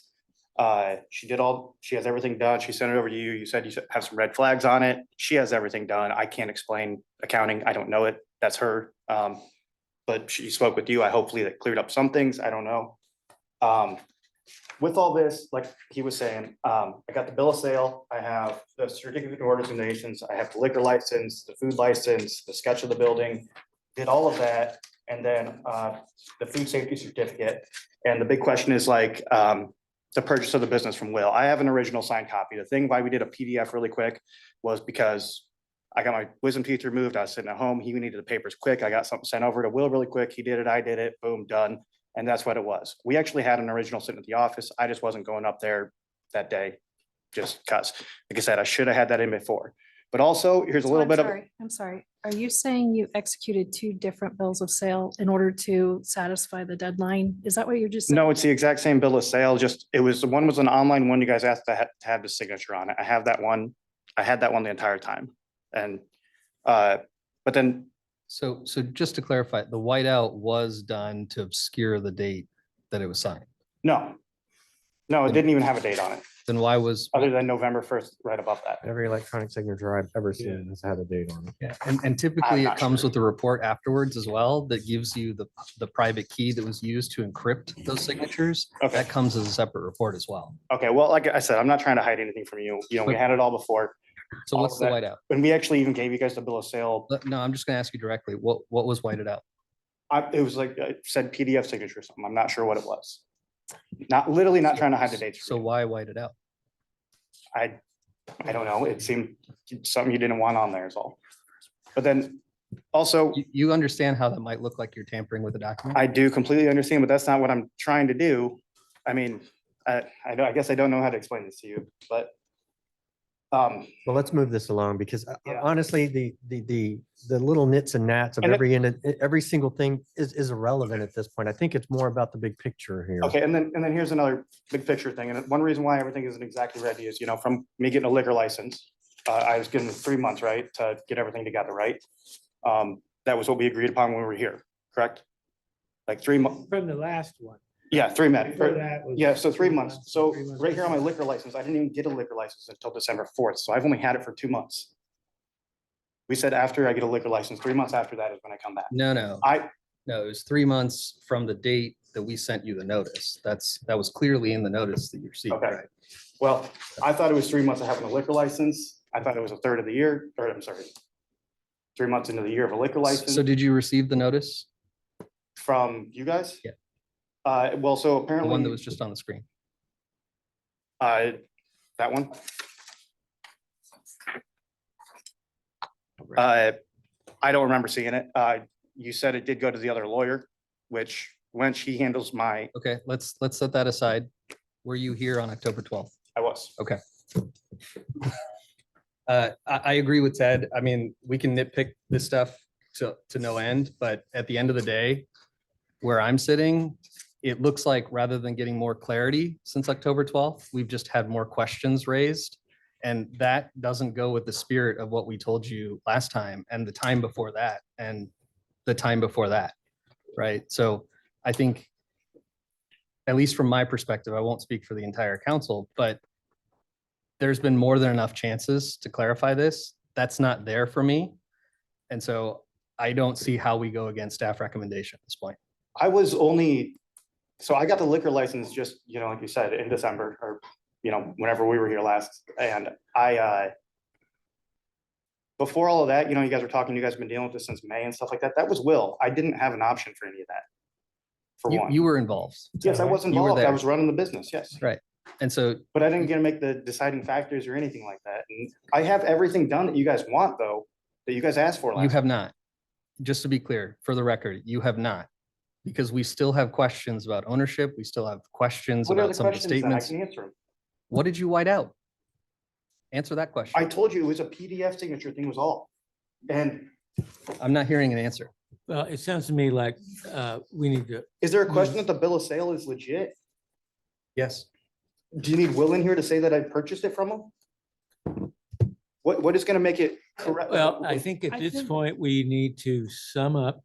A guy We've buying it had and a a guy selling conversation. it. Sorry. So if you could sum up in 2 minutes or so. Thank you, Mayor. Look, I understand there's concern here. I kind of can sense how this is going. I do want to say for the record that my client has substantially complied with this council's requests. And in my opinion, I understand that not everybody agrees. We do have a bill of sale. We do have 7 payments from checks. We do have the attorney basically confirming everything that I've just said. I'm sorry, the accountant basically confirming that this is a separate business that my client has successfully set up. I understand if the council is not satisfied with the means that we communicated this. I do understand that, but I do believe my client has made a good faith effort to comply with this council's wishes. And, I still hope that the council would consider not revoking this license. Thank you. Thank you. I will say one last thing. Like I said last time, I was a dissenting vote last time. And I still wish you well, right? I think so much has happened here in the last year that there's no good faith here, that we're not seeing it. I think, in my opinion, your best bet is ABD and a judge that has not seen this before. So I don't think I'm revoking your license. That's the next step. That's the judge. That's ABD. That's a district or whoever judge this is. That's their job. What we're saying is you didn't fulfill what you promised to us. That's true, right? And so I want to send it down to let somebody else deal with this, right? We've eaten time of our chief. We've eaten time of our clerk. We've eaten time of our legal counsel. It's actually just kind of grown bigger than who we are. let somebody bigger like ABD handle unraveling this spaghetti. Because I don't think we can do it. And we have given this an extreme try. You know, you've gotten votes several times by this council because of wanting to give you second, third, and fourth chances. I think your best bet is with the judge, and that's why I call the question. Mr. McCoy, I just want to remind you that the local authority does have the decision authority here. You do, just let me just clarify if I can with Yeah. your comment. You will be making the decision tonight to revoke or suspend. It is your decision. And I want to be clear that I understand your intent. Do you understand that you're not allowed to abstain and then it goes to the next level?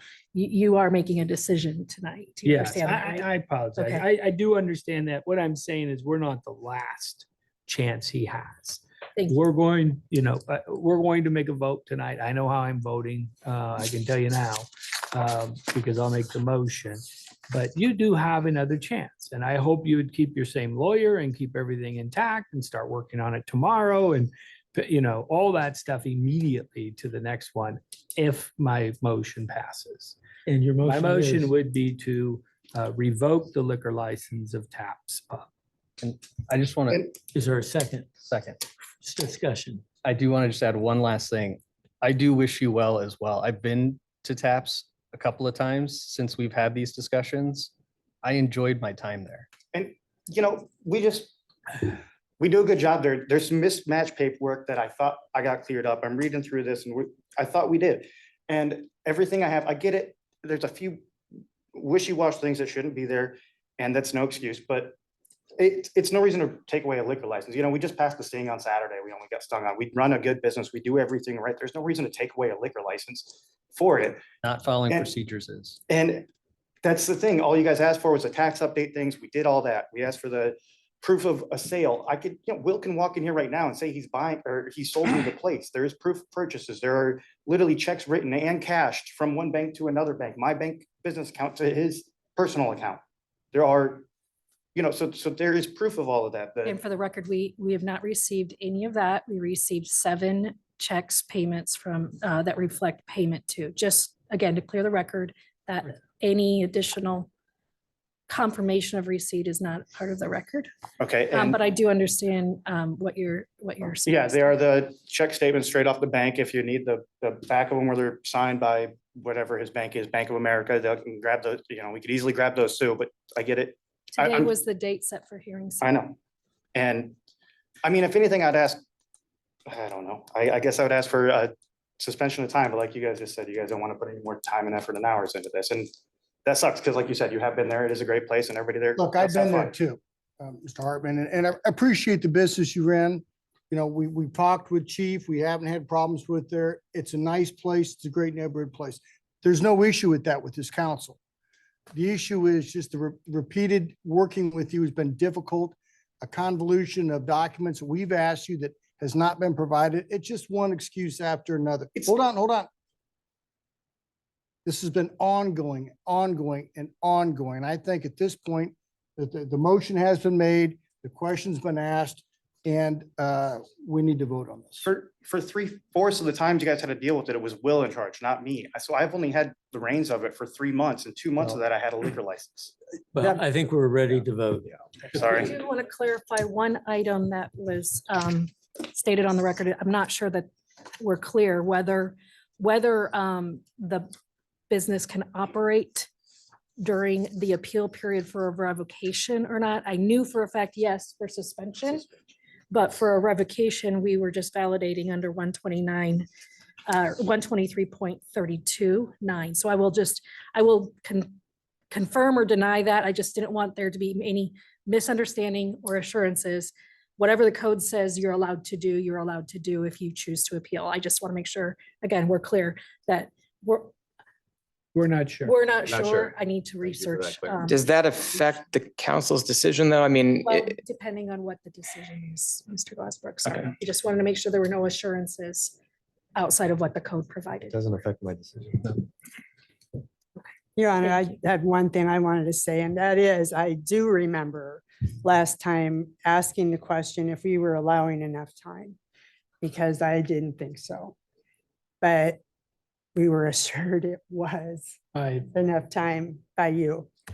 So I don't understand why there is still a question. I understand that there are a lot of different documents to have to understand and what the meaning is and all that kind of thing. I think we would have entertained a request for more time. If Last time. that had Right. come in a month ago or Oh. something. You know, if you knew the deadline wasn't going to be hit, but. I also um, remember sitting here and both Shrikant and I said, this is it. This is your last chance. You can blame Will all you want. You've been involved in this from day one. You know what's been going on. And both Shrikant and I said, this is it. No more chances. Get it done. And exactly what he said earlier was exactly right. That if I had heard that and my livelihood was at stake, when I walked out that door, I'd make sure every duck was in a row. I crossed every T, dotted every I, and made sure everything was in early, not late. And I do have it all done. One thing, it is all done. It's wasn't presented to you guys in time. And Your you LLC go. was even named after it, right? TAP's Last Chance. Yep. So. Legal counsel, I have yes. nothing further. I have not You been want to able, clarify suspension versus revocation? The motion right now is for revocation. that's correct. Again, the motion to revocate means it would revoke the license altogether. And there are appeal rights to the ABD, but what I'm not sure about is under the code, whether they are able to continue to operate during the appeal period for a revocation. I do know affirmatively, if it was a suspension, you could continue to operate. I'm just saying I need to research whether or not they can operate still under a revocation. But also, this was a revocation hearing though, right? That's it's what a was set. suspension revocation. Not a suspension. Okay, revocation or suspension. The same code section was noticed and you can make that decision. I understand the motion and second pending is a revocation. Now, should we take a short recess or when you talk about researching? I think that's up to the council. If it would change your vote, I would recommend a recess. If it does not change your vote, then I think that's just something administratively we will work out together with the party moving forward from this evening. Your Honor, I would move for a recess. This is an important distinction right here, and I think we need to take the time to clarify that before the council makes the vote. I think that's fair right there. We'll be in recess for 5 minutes. Thank you. Yeah.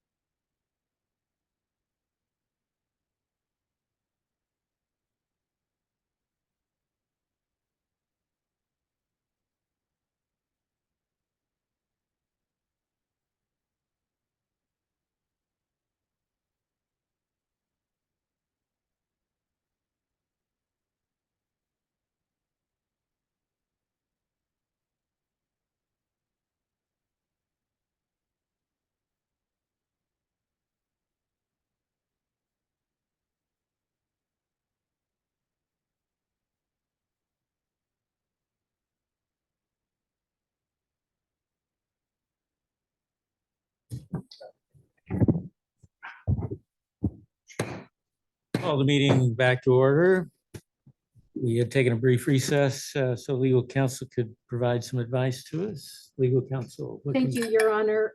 The question that was presented for research and validation was whether or not if the council voted to revoke the license, the applicant or owner could continue to operate if there was an appeal filed with the ABD. For suspension, we were confident from experience that that was possible. We were not clear for revocation. We have now had a chance to review the administrative rules under Chapter 185 and Iowa Code 123, 32, 33, and 50.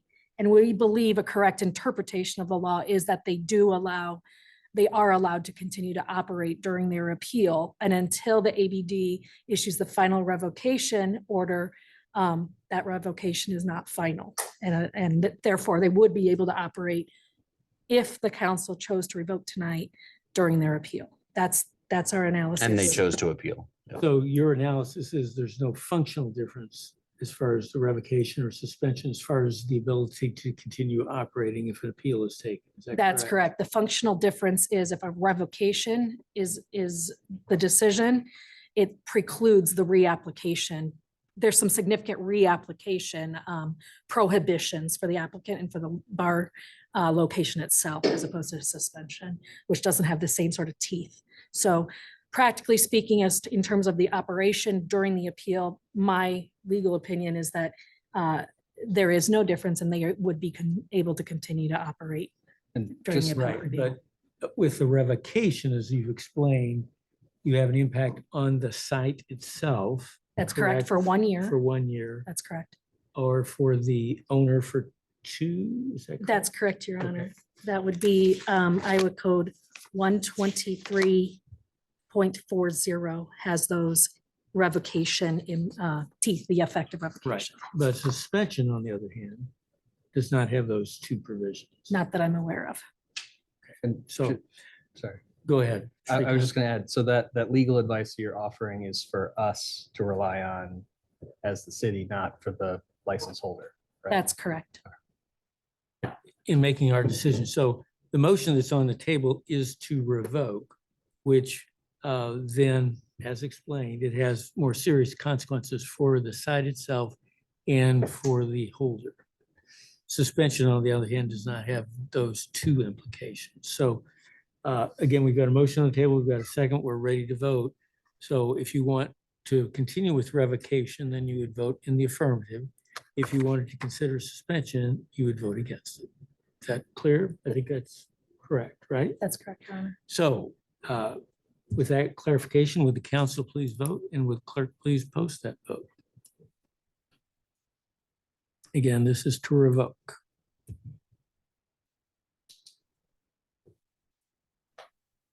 And the vote to revoke passes with 4 affirmative. All right. Now we'll move on to our budget presentation. All right. Do you want to get that going up there and I will get started? Sorry.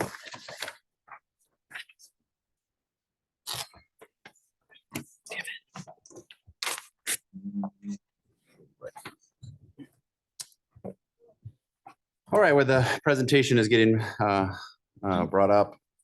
This is the workshop number 1 for the city manager's proposed FY 24-25 budget.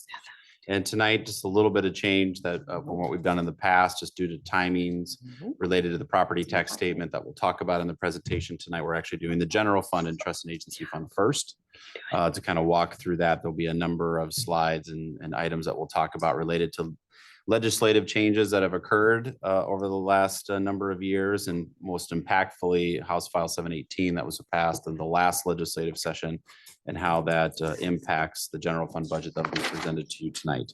What I'm happy to say is the budget that is being presented to you, as we'll go through, is meets the standards you've set out for us in the strategic plan in terms of top and high priorities. This budget reflects those, while also providing the resources necessary to do so. At the same point, as we'll get to in the city manager's recommendation toward the end of this presentation, is actually recommending to you to lower the city's general fund levy as it relates to House File 718. So a portion is related to that legislation. So kind of a state mandated reduction. But even this budget goes beyond that slightly in terms of the property tax levy decrease that's being proposed. So we have a lot of details to share, and we have departments that are primarily funded by the general fund that will be presenting to you tonight on a number of those items that we've discussed at strategic planning. And then we'll have some rankings and comparisons to go through too in terms of how things sit financially and the cost to the Clive taxpayer ultimately when we want to present to you towards the end of this presentation. And that will be coupled with what you'll see on February 22nd, which will be the road use and municipal utilities budgets that all together make up the cost of the Clive taxpayer for us to deliver the high quality services and the infrastructure that you all expect for the community. And with that, I will turn it over to Liz to get us started. As soon as we have the presentation. Oh, still working on that? Yeah. Okay. It's okay. Give a pause for a moment. Well, while he's doing all that, I just want to thank the city management team, the supervisors and everybody that's been involved in putting this budget together. It's been, it's a lot of work, but I feel really good because of course, you imagine a couple of years ago, I stood up here and I didn't really know from 2 years ago talking about the budget prior that, that was being audited and so forth. So while they're doing that, we will start with talking about the financial strategies that you have that really kind of drove the process for the budget. By having the strategic planning session in August, that helped us put the budget together. What you're going to see tonight, and Matt talked about as well, is a reduction from the 1014 general fund levy to 992. And we held that rate for quite some time. We had the cash reserves and managed it along the way, but now we're proposing a reduction of that rate to, like I said, 992. Towards the end of the presentation, we're going to talk about the challenges and the impacts that the city is experiencing with House File 7 with legislation, 718 legislation. And first, we're going to go through trust and agency, and then we're going to look at those budgets from that we just audited, the 2022-23 audit budget that we had, the current budget that we're in, the revised budget, and then the actual budget that we're going to be proposing this evening. So, go ahead. Yep. Yeah. This is where I'm at.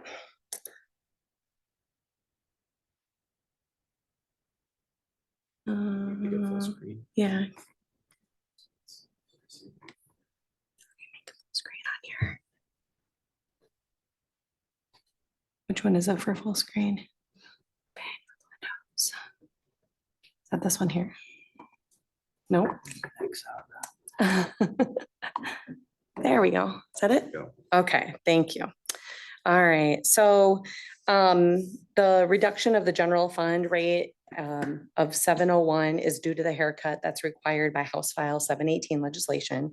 We're proposing to reduce the trust and agency levy rate from $1.44 to $1.43 and maintaining the debt service rate of 148. We want to maintain, that's our financial policy, is to maintain the targeted 25% cash reserves with the floor of 20% and then that ceiling of 30%. And then trust and agency. With the recent legislation, our financial strategy just may have to shift because we need to maintain that higher cash reserves, and to mitigate some future limitations, we may have to look at what's impacting our service delivery and may want to shift some things from the general fund to trust and agency. All right, before you go Yeah, to the yeah. next slide.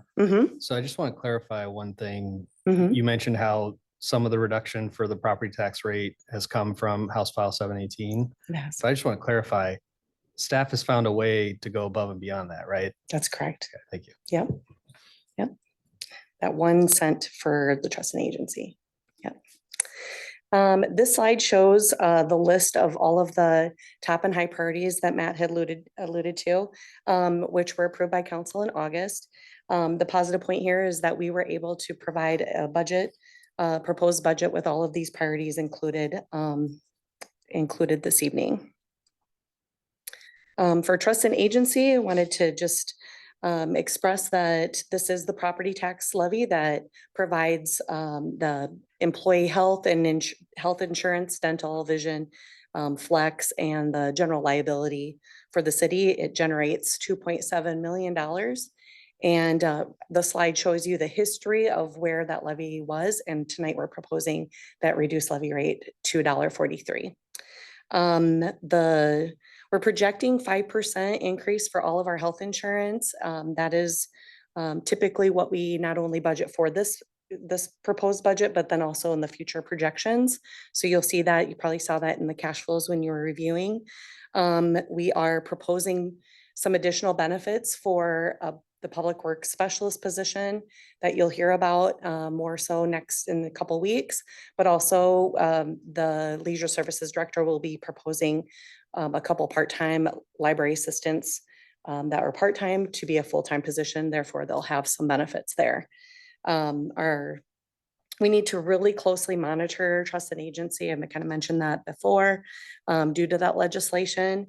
While it doesn't directly impact our levy rate right now, in the future, we just may need to consider shifting some of those proposed general fund expenditures to trust and agency.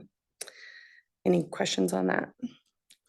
All right, so now we're talking about where the actual fund, or excuse me, the actual general fund from 2023 and 24, that's what we just got done auditing. Many factors play a role in some of the revenues that were higher here. Interest income is the highest, is over $346,000. Some of the other higher ones are really, majority of those listed there are user fees that obviously we have little control over. Our expenses that I listed are, again, the higher, most significant costs that we were reduced this last year. A really great year. Originally, we projected to budget $371,000 to use in cash, but we ended up with $1.67 million in surplus that was added to our cash reserves. The surplus cash balance grew 49.8%. We originally projected 29.8. So again, in summary, very positive year financial position, and we simply had more revenues than and spent only 96% of our budget. Okay. On a revised year, again, not a lot of change if you see the 2.9% on the revenue and 2.5 on the expenditures. But again, interest income is really what's driving the revenue increase for this current year. We're also increasing expenditures for one-time expense, the one-time expense of the partial census that we have talked about in the past, the $391,000, and then also some other items there that I listed that were really offset by maybe a funding source or offset by some savings with not filling a fire position, for example, immediately. So we have some savings there. For the adopted budget, we're expecting to use $633,000 in cash reserves. And our revised budget is showing that we're going to still use $549,000 in cash reserves. So really, if we actually only expended 98%, we're only going to use $70,000 of our cash reserves. And we really never do use the whole amount that we need. And we can show some history. We'll show some history of that later. So as an overview, as you know, the general fund is the main operating fund for the city. We show all of the departments listed there that are included in the general fund. Our FTE count was up 11%, but it also grew. Our population grew 10%, so pretty close there. For this fiscal, for FY25, we're proposing 2 operations specialist positions. And again, I will talk about that more in a couple of weeks when we talk about the Public Works funds. And then we're proposing to reduce the levy from 722 to 701. And next, we're going to go through the departments and they will speak with you about their short and long-term budget requests for the fiscal year. And since I'm still up here, I'm going to just talk about mine. So, our Department of Administrative Services is in a transition. So upon evaluation and with the HR manager retiring in July, I approached Matt with a desire to add the high-level strategic work of the HR team to my job description. So by doing that, it'll provide some specialized assistance to, of course, the department heads and to the city's leadership, but it also opens up growth opportunities for nearly half of my team, my whole department. So while I work on those development plans with staff, I'm proposing that we hire an administrative assistant, HR administrative assistant, to do the more frontline day-to-day operations. And it doesn't really hurt that we'll save somewhere between $60,000 and $80,000 in the year. So I do have some more information in my memo, and I would be happy to answer any questions about that. But in the meantime, I'm going to go ahead and discuss the trends and issues of the short-term items that we have Let's go in the back next real year. quick, Yes. Liz. Yep. When we talk about adding a FTE with an HR admin assistant, this is delaying the HR manager replacement. So it's delayed. When are we gonna hire another HR manager replacement? And when's that gonna happen? And then we're gonna have another FTE, then we're gonna have several HR.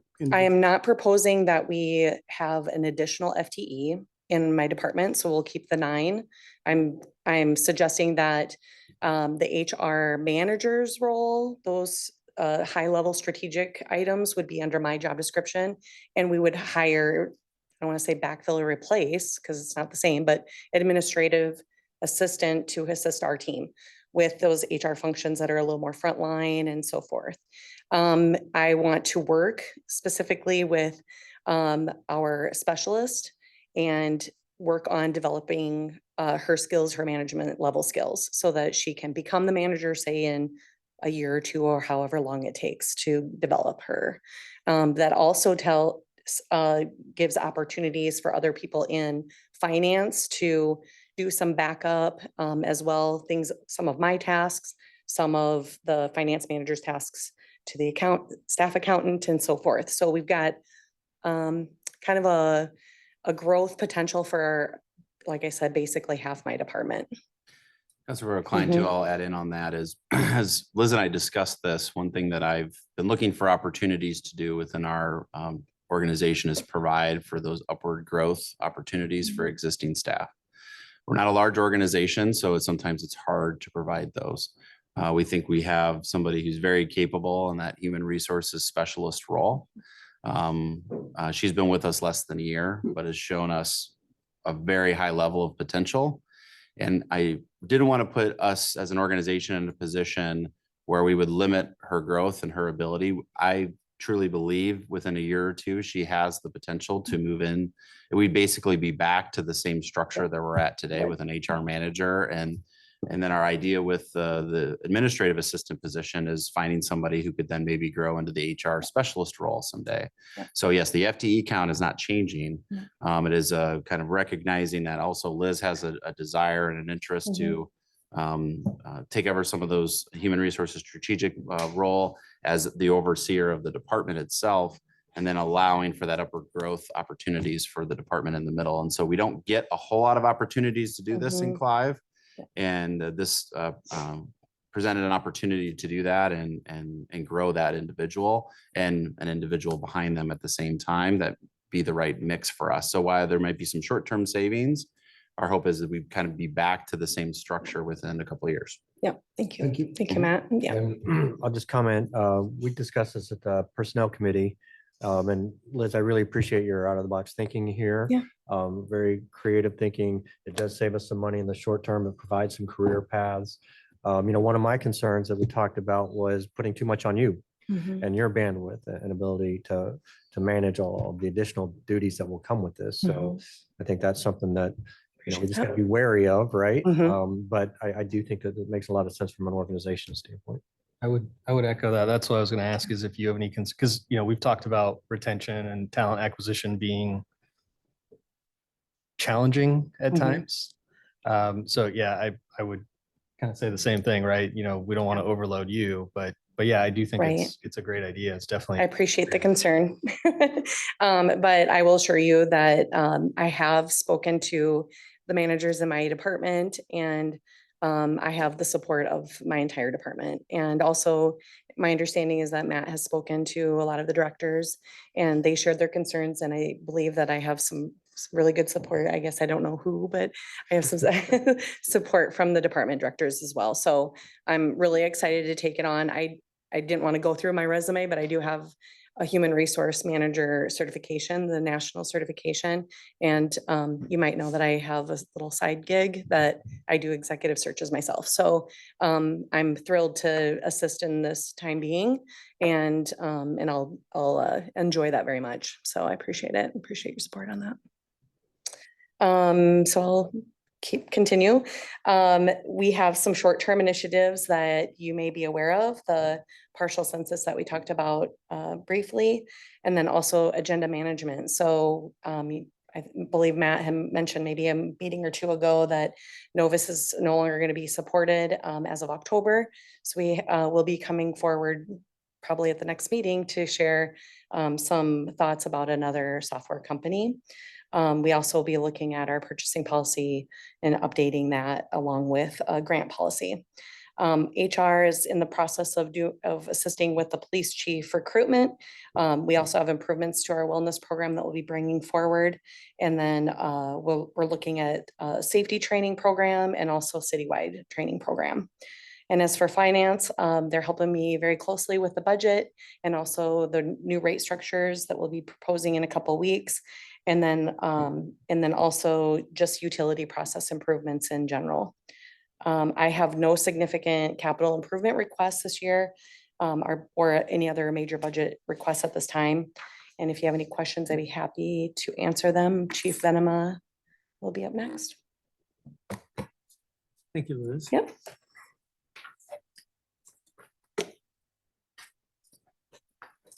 Good evening. As you know, the Clive Police Department is the primary law enforcement agency for the city of Clive. Most of our budget is staff driven, and we don't have a lot of control over the amount that we spend is contract driven. But some of the trends that we're looking at for this year, number one is on training and specialized equipment.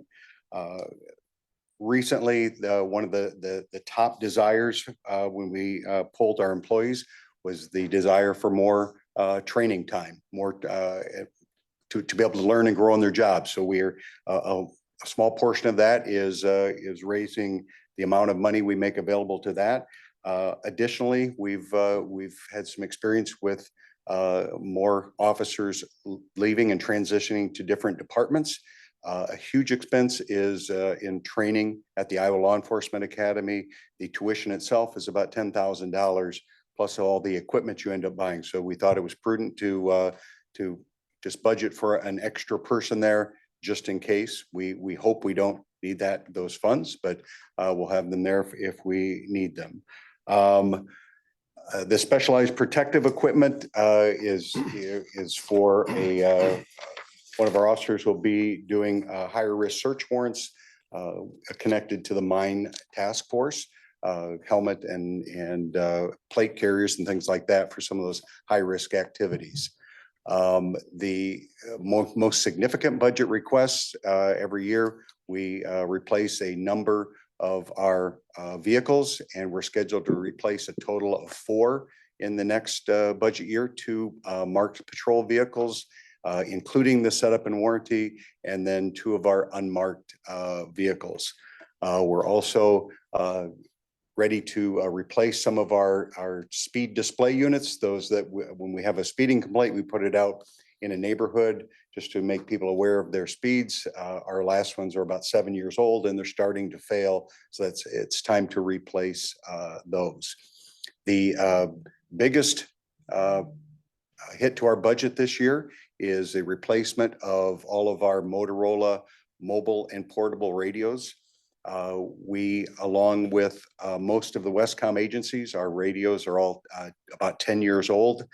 And Motorola has given an opportunity to for a 50% discount off list price up through 25, I think, January 25. Yeah, we timed this, so this would be the last year of that state bid where we can take advantage of the roughly could be 50% price increase after this point. So This was the time, and pretty much every Westcom agency is doing the exact same thing. So that the age of our radios, we're getting there, but with that price, we can't not look at it. So the price on the screen is with the 50% discount. Yes. Motorola radios are quite expensive, so they're like little computers, each one of them.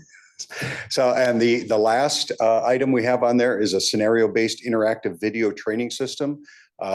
Captain Rayburg was able to secure a grant for $30,000, and this is a video-based system that you have a controller. The officers go interact with a person on the screen, and based on what the officer says, the instructor can change the scenario. It helps people learn de-escalation skills. Also includes the shoot, don't shoot that we're all familiar with. But we're also going to kick in for a local match, $15,000, which we will take from our drug seizure fund. So that is the major presentations I have. I'd be happy to answer any questions. Chief, can you fill me in a little bit? I know with Officer Reck, you moved on from that CAT position in the heart of Iowa. Where do we stand with that? And as far as replacement, I do think that's important, that mental and behavioral health officer right there. Can you give us an update on where we stand? Sure. We have not received a replacement mental health professional. The grant continues to pay for Officer Recchia's salary and has paid for a vehicle. They are having challenges. This is the same as everyone else, finding the appropriate people to go out and work in the field. So we are still working with them, and but right now she's still out doing that same job, but without that mental health professional with her. So they're looking to fill that position there. Yeah, we've had a couple starts and stops where they've had somebody who was about to start and then they've changed their mind. So it's frustrating, but at the same time, we will still receive that financial support for Officer Recchia, and she's got a great interest and still spends a lot of time doing the same things. Just we don't have that extra support, but she does turn to the teams in like West Des Moines and Urbandale, and they do support each other when necessary. Thank you. Your last bullet there is scenario-based interactive video training. What is the total of that? You say $30,000 grant, 15 local match, seizure money. So what's the total? The total cost of the unit of everything we're getting is 45,000. So 30,000 of a So federal you're grant. using with the comma, you're using seizure money to pay for the 15,000 Yes. local. Yes, It's not they and requested seizure they money. were going to grant us a $30,000, but they requested a local match of $15,000 because we put in for 45. They gave us 30 and said, we'll give you 30, but you need to find the rest on your own. And that's the reason that I keep those drug seizure funds for, it's our rainy day fund for those little extras that it's difficult to fund. I think that falls in line with officers' requests for additional training too. And this is it's a good way to help those guys too. When you've got this type of video interaction right there, and especially when a deal like this is good for the city. Yeah, making good decisions is the hardest thing, especially bringing on more and more younger officers. Some of them very young and don't have a lot of life experience. to be able to get repetitions on how to de-escalate situations. And then also have that, that if the worst happens, the shoot, don't shoot sort of situation, but heavy on the verbal skills and the de-escalation.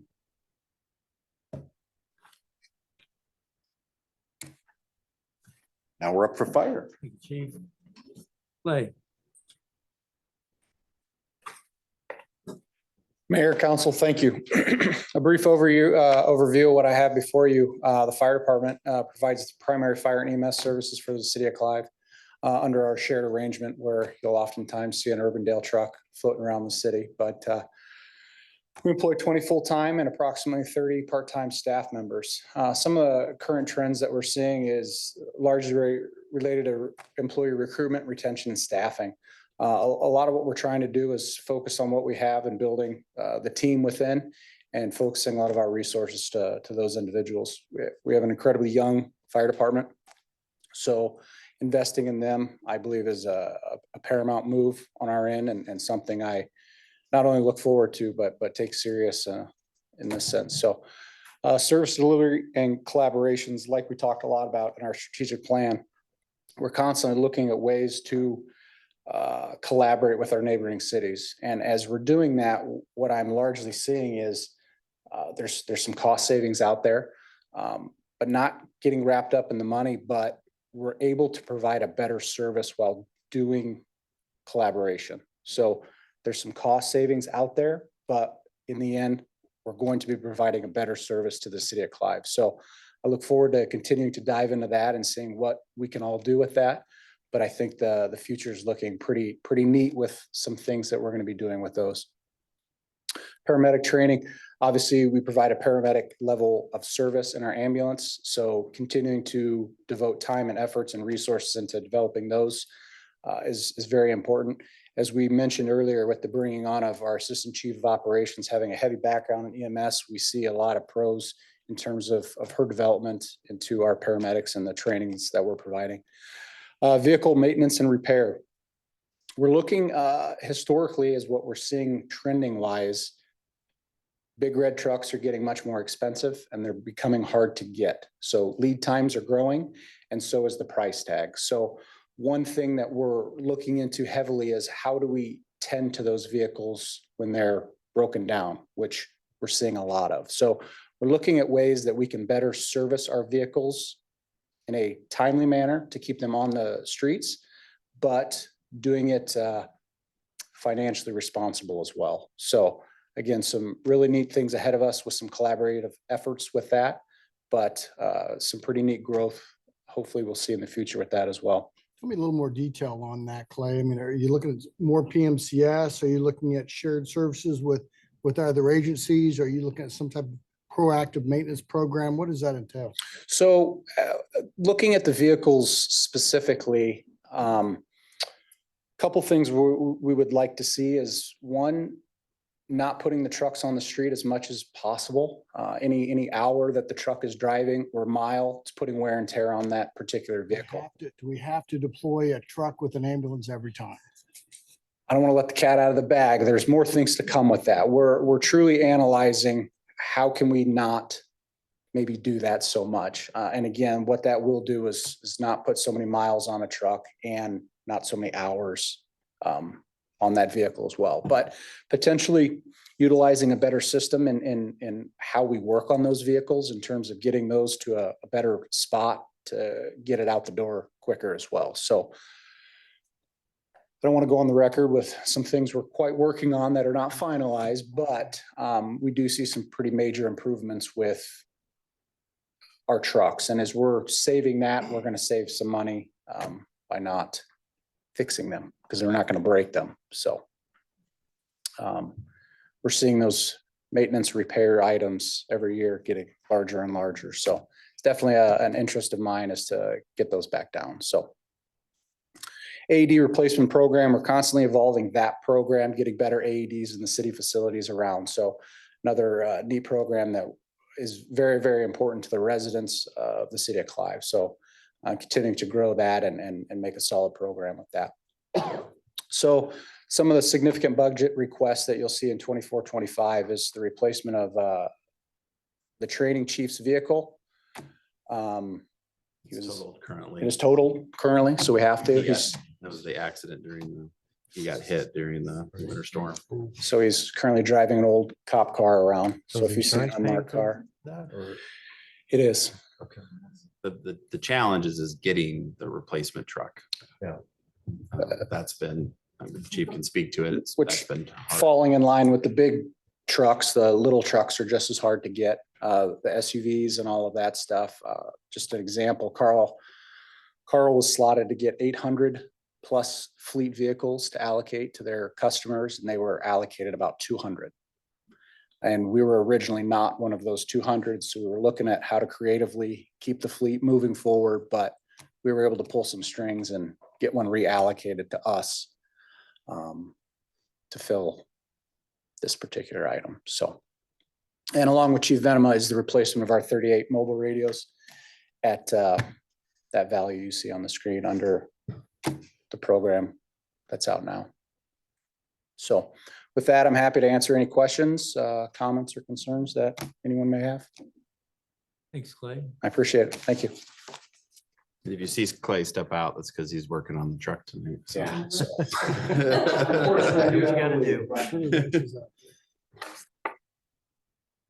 I mean, I don't know how much working he's doing, but Say always ready, always ready. All right, Mayor, Council, I'm here tonight to talk about the proposed leisure services budget. We're all familiar with the programs that the Parks, Recreation, and Library teams do. This is done by a team of 25 full-time people, 3.5 FTE equivalent, part-time equivalents. And one of the things you'll see here, that total FTE number won't change with the library assistant proposal that we have before. We just take some of those part-time hours and convert them to a full-time person. We can talk a little bit more about that below. And then obviously with the pool and the recreation programs, it takes well over 100 seasonal people to be able to operate an aquatic center and do all the summer recreation programming that we do. Some of the current trends and issues that we've kind of highlighted for your consideration. One is a proposal to expand the number of hours at the Harbach Center. Right now, we are open Monday, Wednesday, Friday, and Saturday from 3 to 7. That's a slight adjustment than what we have been. So one of the things we are seeing is the kids getting out of school weren't getting there till a little bit later. So we used to be open 2 to 6. We adjusted that after the first of the year to 3 to 7, and we're seeing some good response from that. Our proposed budget is actually to open it on Tuesdays and Thursdays from 3 to 7 as well. We're seeing we're already over there quite a bit on Tuesdays and Thursdays with some of the program we do outside of the hours that we're operating. We're also seeing a need and request from some of the kids that are out there, actually a lot of the kids that are out there that would like to see us open more.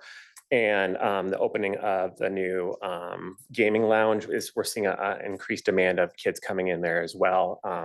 Not as many people are coming in directly for the library, but they're coming in for library services. They're using the computers to do research.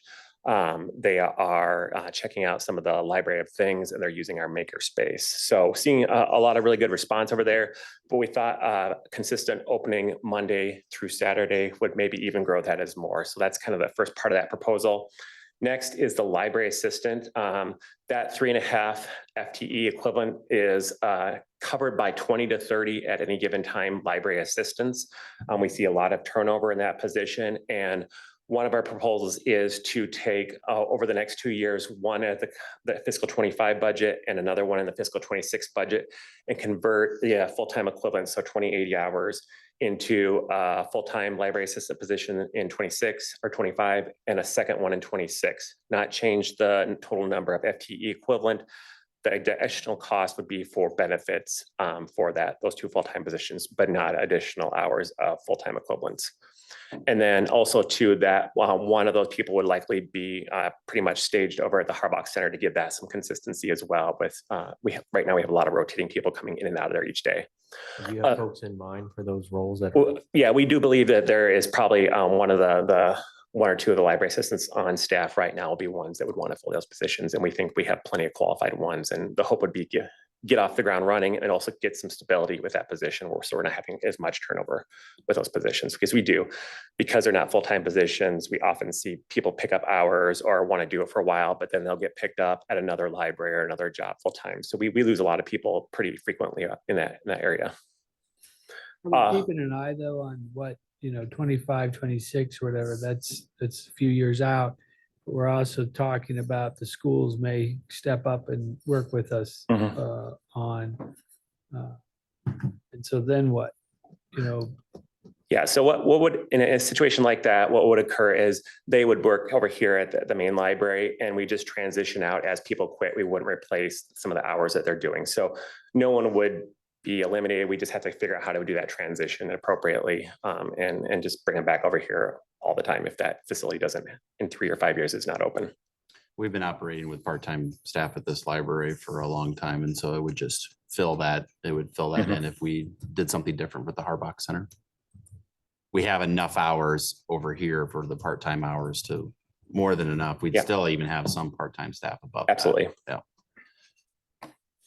Another one, aquatic center wages. This is something that the council approved back at the December meeting. We're hoping that the wages are starting to stabilize from a seasonal perspective across the metro area. So the hope is that we won't need to do that over the next couple of years. This keeps us competitive with West Des Moines, and what they're paying in their aquatic wages, as well as Ankeny.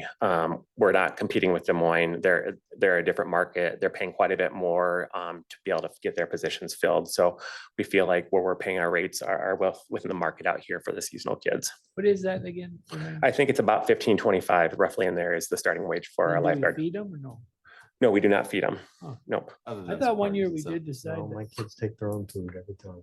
I thought we did decide one year, debated on giving them a. We do. They meal do some voucher. pizza parties. Yeah, and they stuff They like do a pizza that. party at the end of the year. And they do staff training throughout, so they're in service. They have. One thing I will say on this front for Austin and Richard and the team is they're well ahead of schedule on recruiting, which is great. Yeah. I just asked the HR team in the room because they're starting already having to deal with the paper, which is a great thing. Yes. I think he's well ahead. I And think some of that's his lifeguard training at like Valley High School.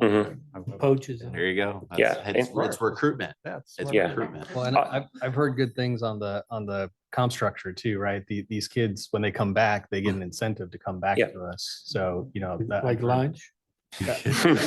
more money in their Hot dog pocket. and chips you might know? keep these kids. right? Yeah, essentially, you're right. Essentially, if you come back next year, you get a step increase to the second step. So if you come back 3, 4, 5, 6 years, it can be a good position for people. And then there's opportunities advancement for swimming lessons as well as manager positions. So what we're seeing is a lot of kids will want to stay here, and we're trying to, have new staff be under 40% every year, by creating a good environment. Austin's doing a great job of creating that team and wanting kids that want to come work with us. I think that's great because it helps keep consistency with what our residents experience. And I'm hoping it makes Austin's job a little easier. Yeah.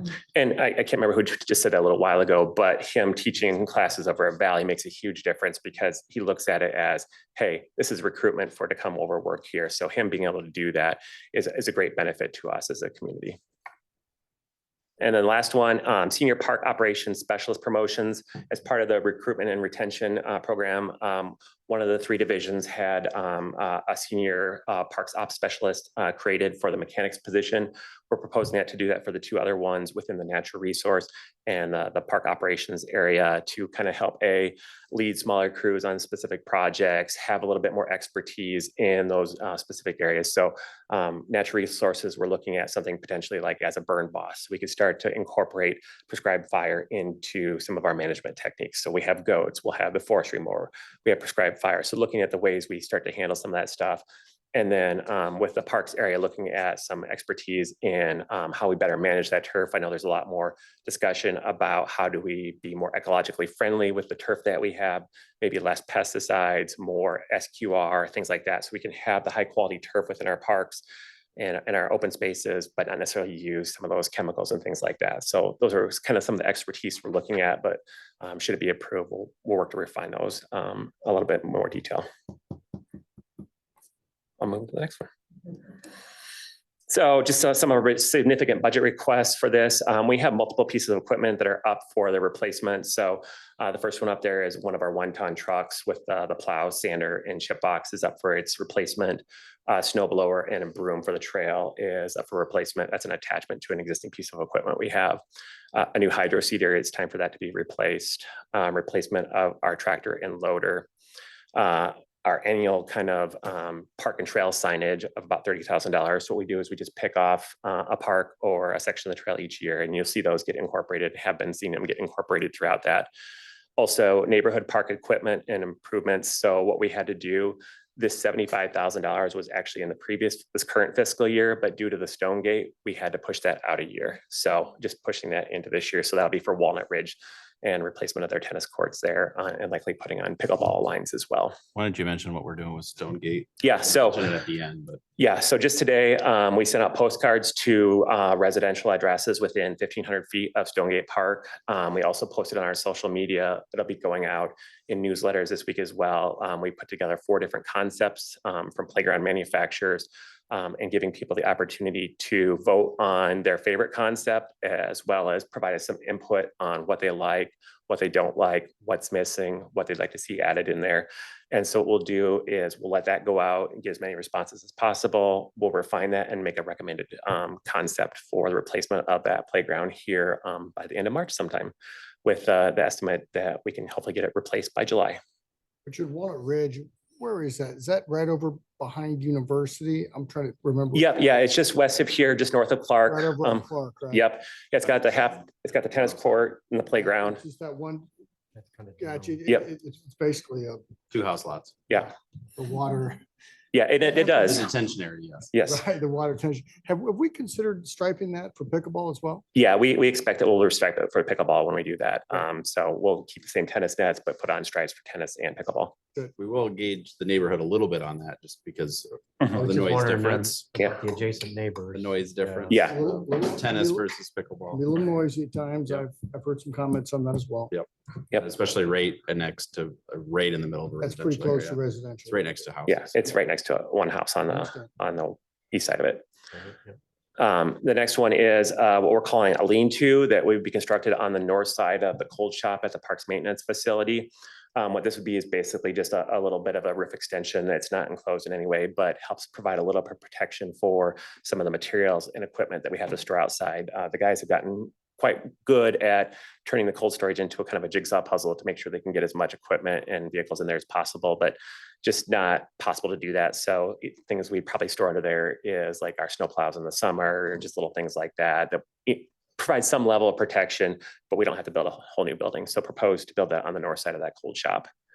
And then finally, the next round of the capital improvements for the aquatic center, probably the biggest thing as part of this one here is starting to look at the roof for the replacement on those 2 buildings. In addition, like we talked about last week, we'll be working with Pete to see if that makes a good project for solar as well after we get that replaced. I think this is where I remember now from when Chacon brought up solar.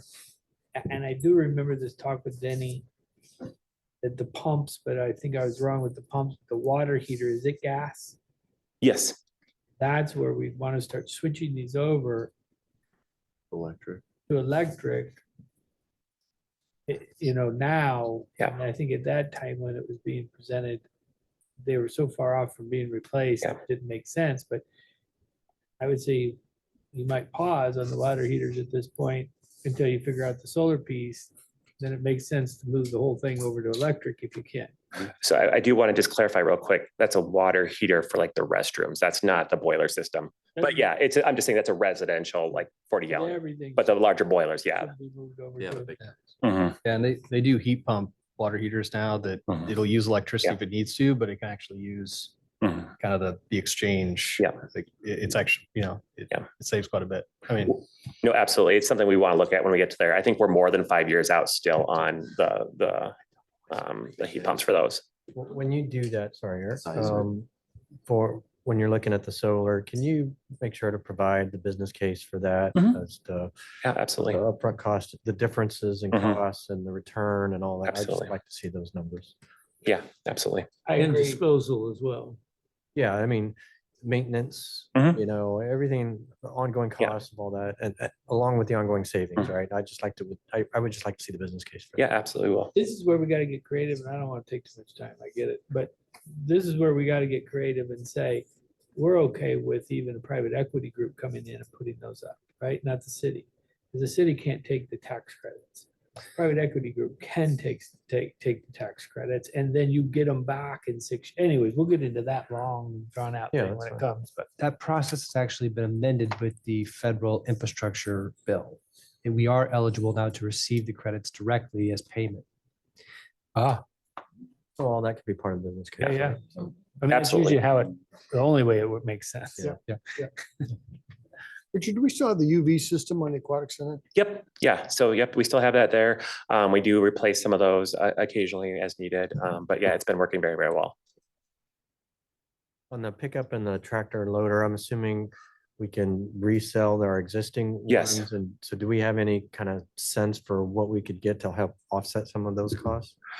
I'm not in tune to what we're getting for resale costs. Market is. Here's what I'd say is that Vic does an amazing job in keeping those looking good and keeping them up to date. So they will fetch as good as we can get on the resale market. We do try to, we have the replacement cycles like that we just updated here this last fall to not let us get too far down the line where the resale value is dropping off and we're having a lot of maintenance issues. We want to try to find that happy balance of they're just starting to have issues. So now's the time and then we can still get the value. Yeah. We've seen pretty good success with that in terms of as those sales are happening, that revenue is coming back into our capital equipment fund. Yeah, and I don't to know what help those fund it resale going markets are like right now. I mean, like, but like Pretty in the- high, in the so. auto resale market, right? I mean, used cars are selling like crazy. Yeah. We've gotten- Inflated prices. So Well, and part of the challenge has been is just getting the new ones. Mhm. So we've actually had to extend life on a few pieces of equipment longer than we normally would because we're still waiting. Like the street sweeper we just got, and that was 2 years, almost 2 years. We just took to possession of a actually new get it. van. And so that's part of our challenge too, is we're keeping the old ones a little longer just because we can't get the new ones. Yeah. And we're always adjusting those replacement schedules, especially in some of these more specialty pieces of equipment like the tractor and the hydro seeder. If it's getting towards what we originally had in the recycling in the schedule and it still looks like it's pretty good shape, we're adjusting it and changing it, working with Elizabeth and the team to bump it a few years. So we use that, a couple different things. We use it to reseed areas after we've got done doing work. So mix in a mulch and spray it out there with the grass seed to kind of hold it. So it's a great piece of equipment that really helps us cover a lot of ground and really preserve the seed when we get it down on the ground. Where typically, unless you split seed it, you would just be throwing it on the ground and that can blow away, it can clump up in areas and run off. So the hydro seeder does a nice job of keeping it in place. When you see like the planting of that spray, it almost looks like a light green. Green. Yeah, that's what it is. It's just a spray, basically. Yeah, It's a hydro basically seeder. paper mulch that gets thrown in there with water and sprayed out. Holds the soil while the seed is able to do its work.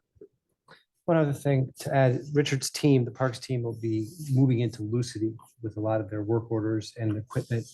And we've seen a really great use of that tool by the Public Works team.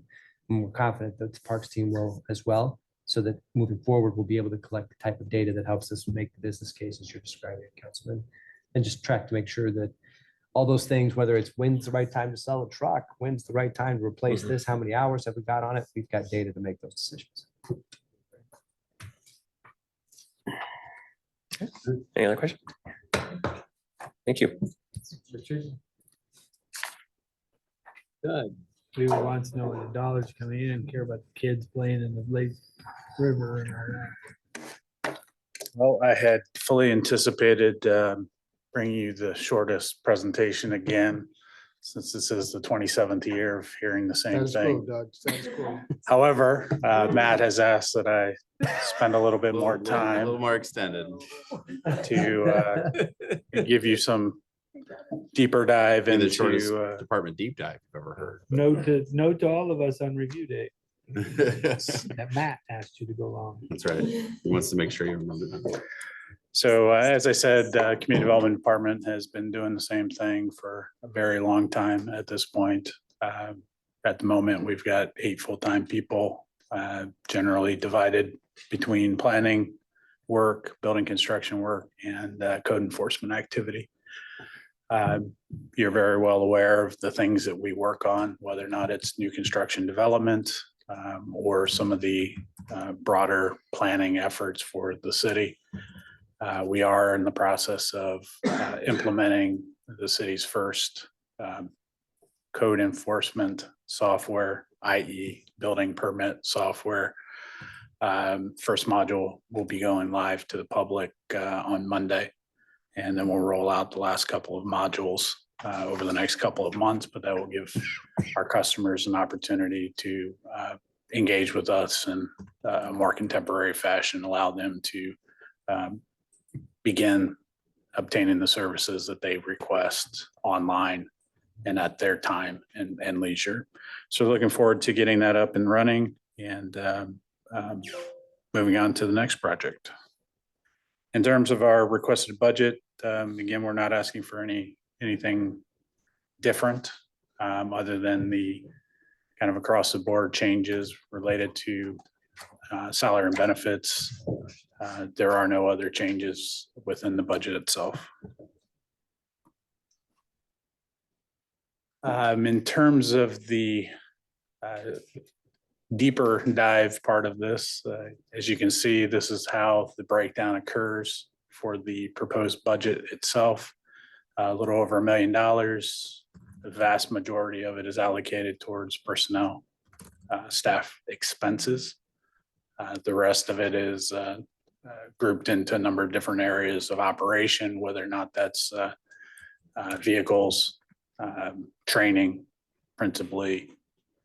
There are some other operating partnerships that we do have that round out the number there. As you can see, about half of the budget goes to the planning oriented folks.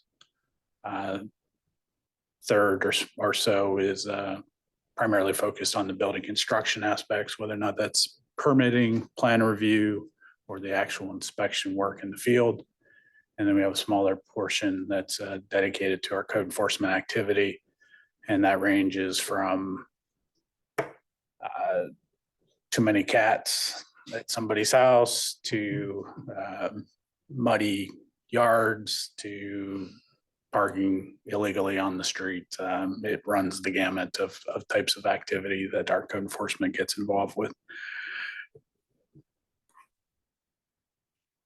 The somewhat unique aspect to the services that we deliver, we do as much as we can to try to recover those expenses because our services are necessary for folks to do whatever the thing is that they'd like to do. Build a house, build a deck, develop a subdivision, things of that nature. So we do have revenue that does come in. It ranges on an annual basis pretty significantly, principally related to development activity. So the more things that are being built in our community, the more revenue that's generated by the services itself. The last couple of years have certainly been quite good in terms of revenue, closer to that 70–80% range of coverage. What is a little different in terms of how we do our business versus some of our neighboring communities is, although our goal is to have as much cost recovery as reasonably possible, our goal is not to make money. Many other communities kind of look at development and planning and building construction as more or less a revenue source rather than just simply covering cost. So again, just in terms of what we're able to accomplish with that methodology and philosophy, that's been our goal. So is it's safe to assume then that as we get to further build out status, that those numbers would drop? Yep. I think that's the next slide. So that's really the thing that you and us as the department will need to kind of keep in mind, probably not over the next couple of years, but certainly in that next, say, 4 to 7 year time period when the city is going to be in a position where we're seeing less new construction development activity. So with that reduction in demand for service, there will be less revenue generated. So we will either need to make adjustments to meet that demand for service, or make adjustments internally with where we are delivering the hours, if you will, whether or not it's to a different type of service or to a different set of programming aspects within the community. And the revenue model will absolutely need to be considered. Although the community development department and the revenue generated is not a large percentage of your overall budget, a few $100,000 is significant.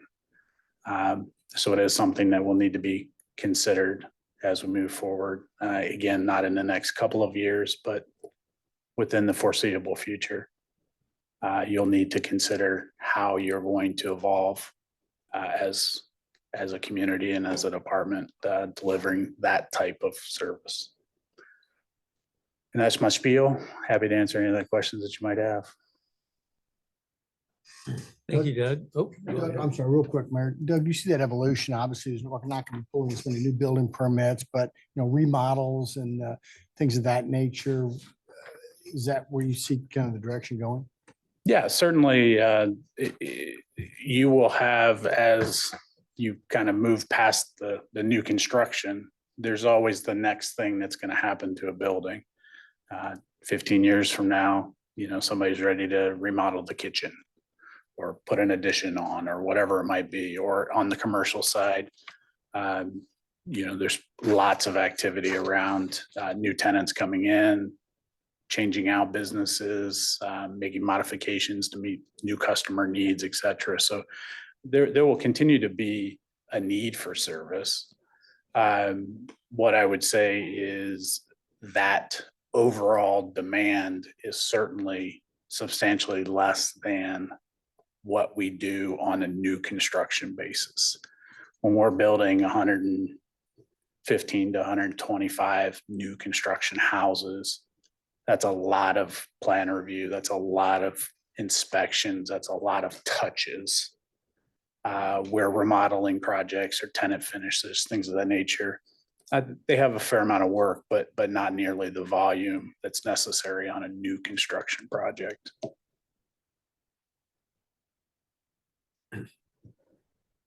Now, thank you, Doug.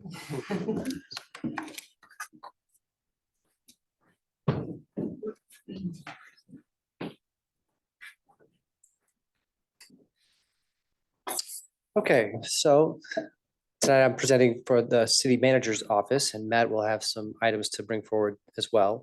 As a way of laying the groundwork, we are a total of 6 full-time positions. That includes me and Matt, but then we have 3 in our technology services team. One of those people runs all of our GIS services, and then very happy to report on the new communication specialist on the team. I am extremely proud of the work that our tech services team and our GIS team have done in the last 12 months. The position that we are in right now with overall network security is better, I think, than Clive has ever been able to achieve, but it's an evolving area. We have to stay on top of it. And you see that reflected in the budget. Also a reminder that we did have a promotion for our GIS coordinator, Corey Phillips, earlier this year at the mid-year point, or in December. He was moved up into a senior position, senior analyst position from what he had previously done. And that's because Corey has developed a skill set, a very unique skill set that goes beyond just the GIS world, all the mapping. And now is more building these models and taking huge data sets and putting them in conversation with each other so that we can make better business decisions. Good example of that would be the work that we did working with Liz's team, the administrative services, to really tune up the roster for utility billing and then implement the tiered stormwater rates And make sure then that we identified some of the commercial properties that have some very unique sort of situations with their utilities so that we could communicate well with those people and get them ready for what's coming later on this year as we evolve the stormwater and the way we calculate that for commercial properties. I could point to a lot of other examples as well of how Corey's been doing a good job and really living into that new position. Current technology services trends and issues from our budget memo. I already mentioned best practices around cybersecurity. That's ongoing, evolving. The capital equipment expenditures, we put a lot of those for supporting other departments sort of here because the revenues that support a lot of our IT activities come from many different revenue sources, and that's appropriate. It's not just the general fund that helps support those activities. If we can make sure that as we do something for public works, that on the tech side, that that's appropriately paid for by those different pots of money, that's the right way to budget for that. One I want to call out that is, I think, our most important sort of next step for our network security is that virtual data center. That's a primary, that's an item that we are going to go ahead and pay for this year and move into that space, but there'll be an ongoing expense. This is a major enhancement in our disaster recovery strategy. When we go down now with this virtual data center, it will be a matter of hours potentially that we are down. Whereas before, if we had an attack and we had to go get a backup that was off premise, we would be looking at days to get back up and running.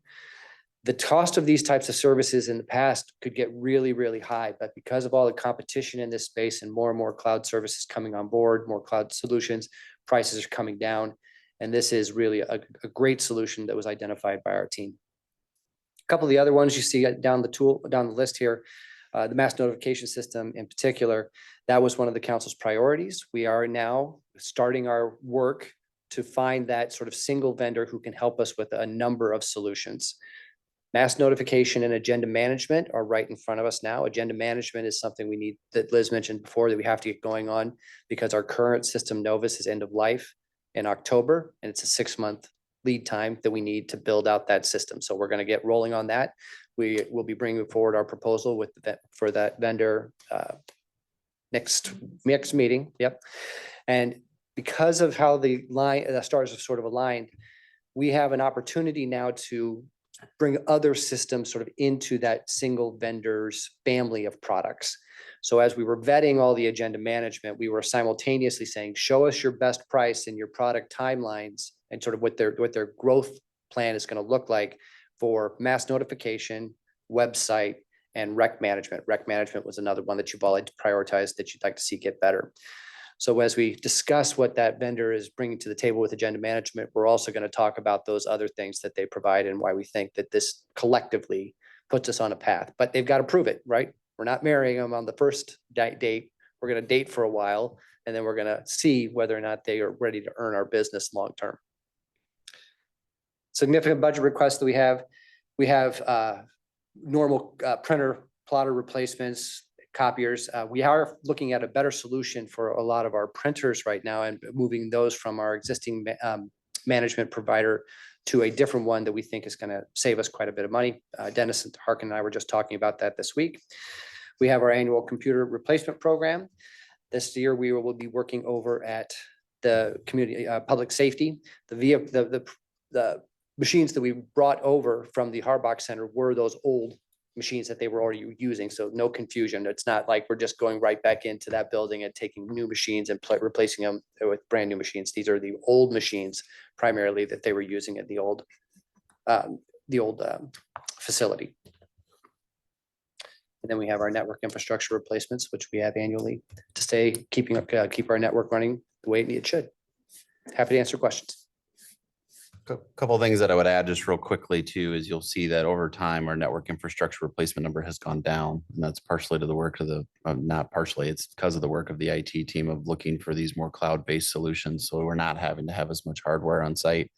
You know, with a virtual backup data center allows us to reduce some rack storage that we have in this building, because this building is served as that backup data center now that the public safety is the primary. So where we have maybe some costs coming up on the service side, we're trying to reduce that life cycle cost on the capital side at the same time. And the other thing I would mention for the city manager's office too, is we do have some placeholders in the budget of about 20 grand in the current year and 20 grand in the budget year for the priority related to the DIP study. So we'll be coming back. Pete will actually be coming back and we'll have a conversation with you on strategy and how we think that that will play out. We just have some resources in there for consultant needs as they come up. We think we might be taking kind of a two-pronged approach to that, but we'll talk more about that in March. But those resources are in here for that effort. I had a couple of comments on the cybersecurity piece, and I appreciate that we are in a better position than we've ever been in. So kudos are definitely deserved. I just want to add though, it's a never ending battle, right? And so I'm just going to give a couple of quick examples. One is there was just a wire transfer of $25 million that was executed at a Hong Kong financial institution because the employee was tricked into doing it by getting on a video call with a bunch of AI projections of their actual coworker. And actually it was the CFO of the company that was deep faked. So the employee thought they were talking to the CFO and it was actually a scripted, basically animation. I mean, that's not the right word, but it was a fake to give the order to transfer $25 million. That's pretty cool. I mean, in a weird way. That's some Mission Impossible level crazy, right? Yeah, I mean, it's not too far off from that. So just keeping in mind how sophisticated these social engineering attacks have gotten. And then the other piece that I wanted to mention real quick is ransomware is a big business now, right? It's run just like any other company runs. You have a sales team essentially that just throws out threats and sees which fish get caught in that net. Their industry is in the billions. They're entrepreneurs. Yeah, sure. So was the mob. But so having strong business continuity plans like the virtual data center can provide, having those good backups becomes essential to one, not having to pay that in the first place. And two, even if you pay, that decryption takes time.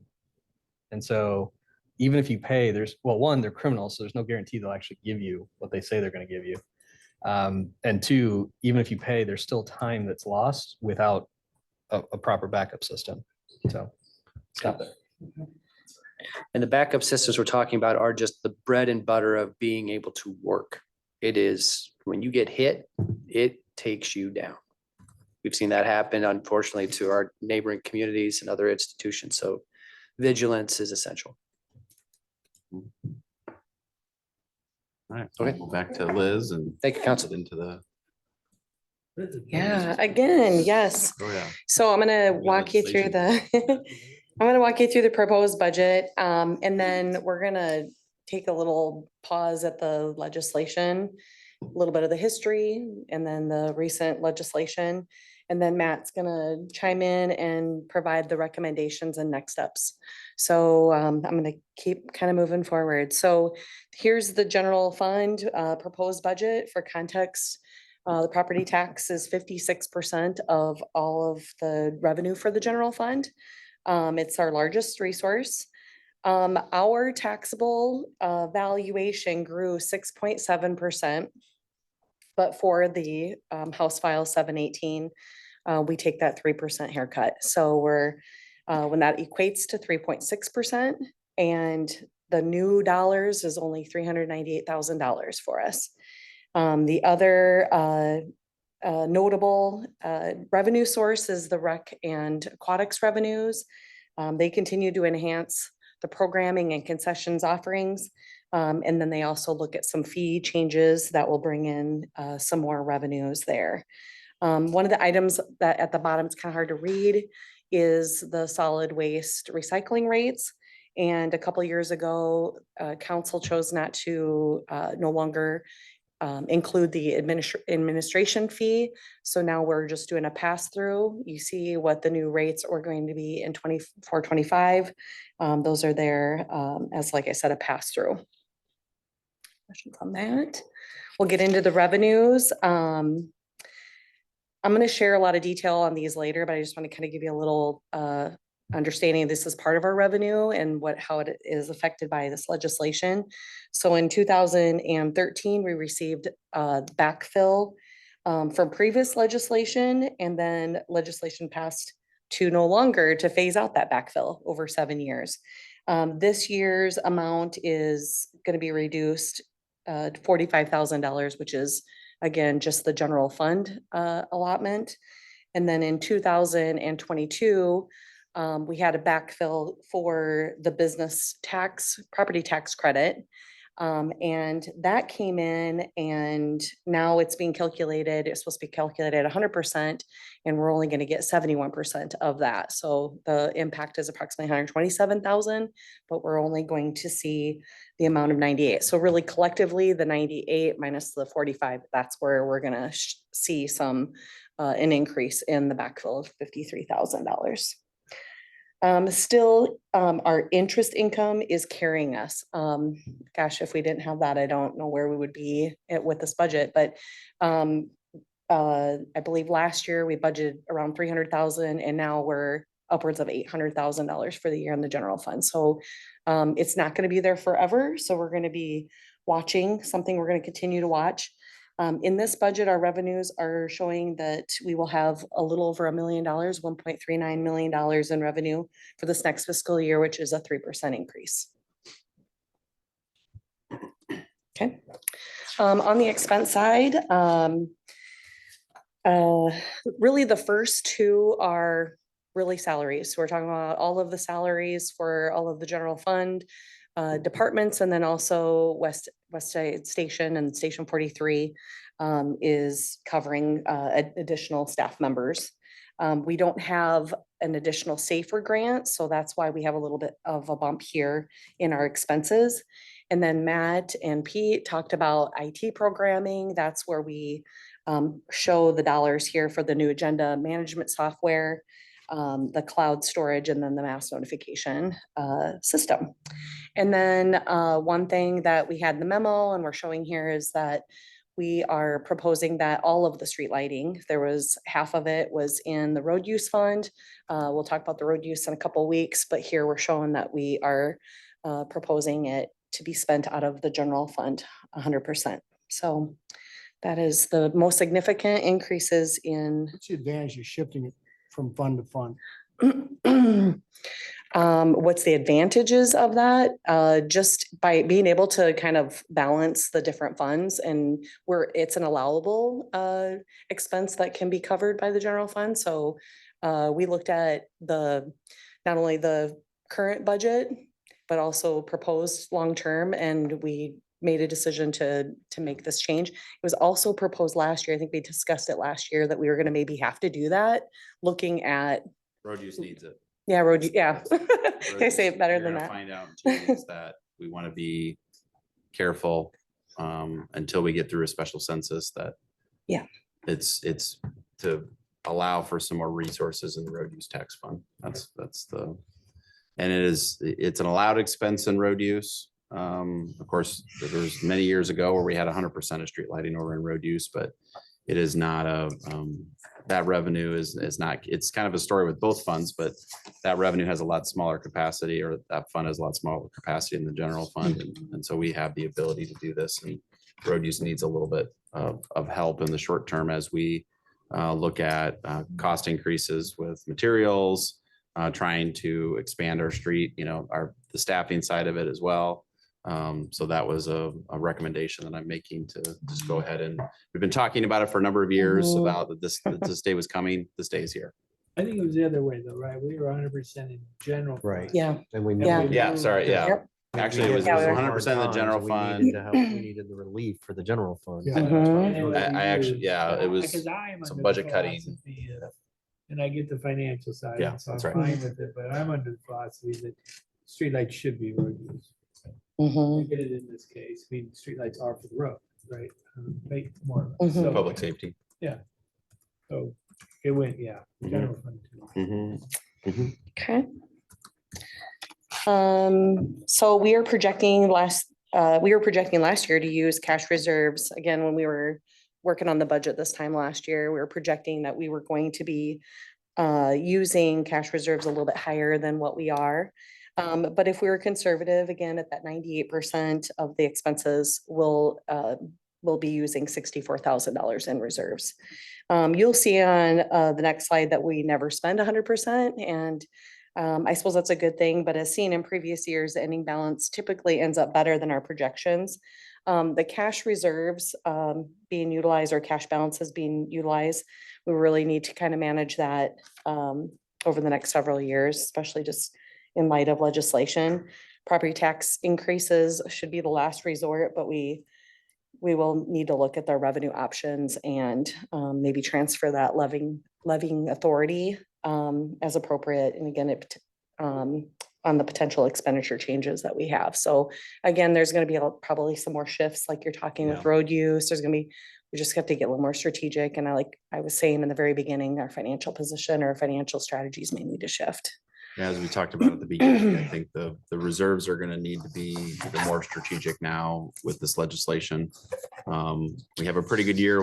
Year one, you're seeing year one in this budget. What year two, year three, and year four are a little more challenging. And so that's why we're recommending to keep our cash reserves above that 30%, because we're going to have years where that revenue growth is going to be a different scenario.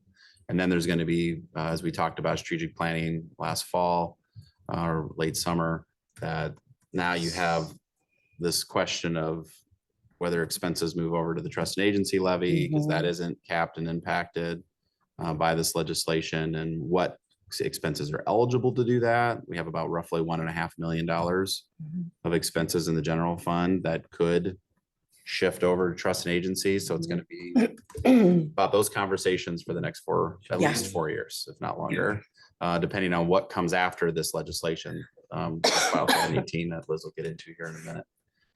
What comes after that or gets added on top of that is still yet to be determined. So this slide is the one I just referred to. Is the parentheses means that the use of cash reserves is what we budgeted and revised, and then of course without parentheses means that we had a surplus. So we're very fortunate as a community to have those high level of reserves. Very good couple fiscal years, very strong interest income, of course, that's a huge benefit to us. But even there, we were projecting maybe a hair over 40%. Again, remember the target's 25 and 30 was that ceiling. So I think that we're cognizant of that high amount of cash reserves, and but it's with this uncertainty of the legislation. I think we just would argue that we're going to need those cash reserves going forward in the next year or two. We had a few swings, I think, in the revised because there were 3 years of doing the flood prone property buyout. So, I mean, that's in there, but my understanding is that we revised the numbers in the middle of the year. So maybe there's some reason for some of those. Yeah. We made that decision mid-year. But if you look at that, we've been adding cash every year. And now again, with that trend, it's not going to be forever. And it's good that we're in a good position to be able to manage what's coming at us. And now I'm going to get into all of the legislation that has occurred since 13. Just again, I mean, I don't know if Shrikant knows a lot about this history, but it's definitely impacted the city's budgets over the years. So as a part of the property tax reform legislation that was approved in 2013, that is when they moved all of the commercial property, industrial and railroad properties from 100% to 90%. And then now fast forward with the backfill that they want to remove or like phase out over 7 years. This chart shows you when that started, when that's going to end. It's roughly around $65,000 a year of loss. And that is over all 3 of those funds: general fund, the debt service, and trust and agency. So I mentioned that 45,000 reduced in the general fund this particular year. Then during the 19 session, you remember the transparency, I call it the transparency bill. That is where cities were obligated to have the additional public hearing. We did this last year where we had to pass a resolution if we were going to utilize additional tax revenue over the 2% growth. And so I think we've done that every year. I guess I don't have a lot of history, but we've done that every single year. But I'm going to come back to this in just a moment when we talk about House File 718. Now I want to summarize House File 2552, and that again was that rollback from the business property tax credit. So let me see here. So passed in 2022, legislation was passed where the first 150,000 of all of the commercial property tax, commercial residential, commercial railroad and industrial, the first 150,000 of valuation is rolled back to the residential rate. So that 90 went back to 46.34%. Was the railroad mandatory or something, or did they ask to goodness decide to throw the railroad in? It's always in there. I don't know. Maybe it's mandatory or It's something. railroad's always in there. I don't know. Yeah. That's crazy. Yeah. So depending on our commercial properties being taxed, what we know today is that that impact for this year is $127,000. And I had mentioned earlier that we're not going to get that whole 100% of the backfill. We're only going to get 71%, which is 98,000. So that, and actually, if they ever take away the backfill, because that's been practice, right? If they ever take away the backfill, we're really not at 90%. We're going to end up at more like 87. So if you actually like look at all the math with that, it's going to end up taking us.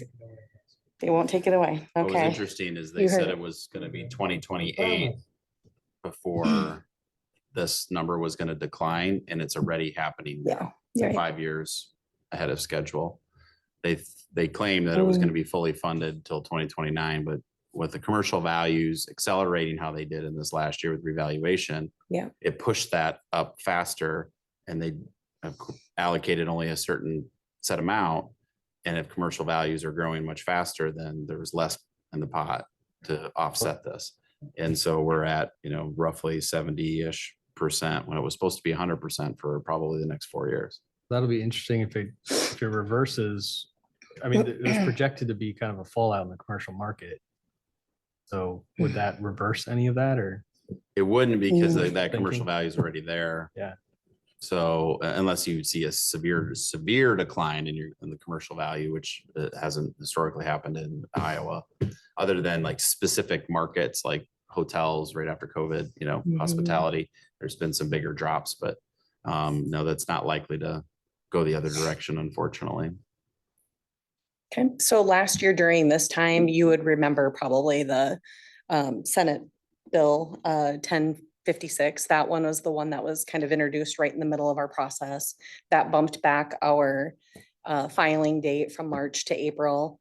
And really it was a correction. They called it a correction bill for that commercial rollback. Again, changed our rate from, or excuse me, the rate from the 56.49% down to 54.65. This impact on our budget, and we were able to do that last year. So we amended our budget, or we did that before we passed the budget. But that impact was $360,000 from our general fund and 60 from trust and agency. I just want to give you a little bit of like, are you hearing like all this impact on the general fund? Here I want to talk a lot about House File 718, and I'm not sure if you're following all of maybe the little information that the league is sending out, but I wanted to kind of take you through those because some impact us. Some of those parts of the filing of the bill do not impact us. So that very first one is consolidation of the levies. And so essentially the state created that new calculation to ratchet down the city's allowable growth. They also moved many of those levies, like memorial buildings and funding for bridges and maintenance. Those we do not have, so we were not affected by those. We don't, or we never use them. We haven't had those. So Clive isn't affected by those. But the levy limitation on the property tax is those tiers. So then if there's 3 growth tiers on limiting our property tax valuation growth. First tier is if the city's growth is less than 3%. Then if your city is greater than the 810 and less than 2%, then you kind of stop right there. But if your city is less than 810 and less than 2% growth, you could go up to the 810. That's not us, right? Tier 2 is if the city's growth rate is between 3 and 5.99%. And that's 2% haircut, and we're not there either. We were at 6.7, like I mentioned earlier. So that means we had to take that 3% haircut on valuation. Then the additional exemptions are the homestead exemption and the military exemption. Those started last year already. So we kind of have an idea from our county assessor what impact that is on us. And so I show you that on the slide as well for both of those. And our understanding is that the county assessor believes that that's going to double next year, the homestead exemptions, because when they started it last year, they had like 2 weeks, I think, to file. And now knowing this, so far in advance that we're going to get some more applications and it'll probably double. So that's what we're showing in the future years. The property tax abatement agreements and limitations that is in the bill. We currently do not have any tax abatement agreements, so that has no effect. And of course, the regional transit funding is for DART, and with the Des Moines has that, is able to use that to increase their franchise fee. The next 2 are really requirements by the county, and Matt's going to talk more about that statement, tax statement that we're going to get into. And then of course it changes our budget timeline, and it'll be similar to what we did last year. So I want to just kind of walk you through all of that. Actually, I'm going to go back just for you to just take a moment, because for fiscal year 24-25, those are our numbers. Those we know, we know we're going to lose $398,000 in the general fund, and then those exemptions. And then if you think about what I just shared with you in the last few slides, there's other impacts, obviously, from different legislation over the years. But again, I just want to make sure it's like a disclosure. The years after that are just projections. Okay, so it's just from what we know today. Who knows what legislation is going to come at us with any other changes that they have to that, but those are just projections that we have moving forward. I want to give you those changes. I think that is it on that. Matt's going to get into the statement that is required. All right, I'm going to close this out. So with those projections that Liz showed in those future years, it's really also dependent on our valuation growth. So we'll be updating that every year, depending on what tier we hit in. So we're going to try to manage that, because you've got those arbitrary tiers of 6% and 3%. So those will come in the future. So a big piece of this legislation is the property tax statement. This will be getting mailed out to every property owner in March. So what we're showing here on the screen is what it basically will look like for Clive in terms of the numbers on this proposed property tax rate of down to $992. The very important part that I want the council to take a really hard look at, and by the 22nd meeting, we'll need final verification, is the 300 character limit paragraph that's at the bottom. So that is what's proposed by staff for us to put in our letter.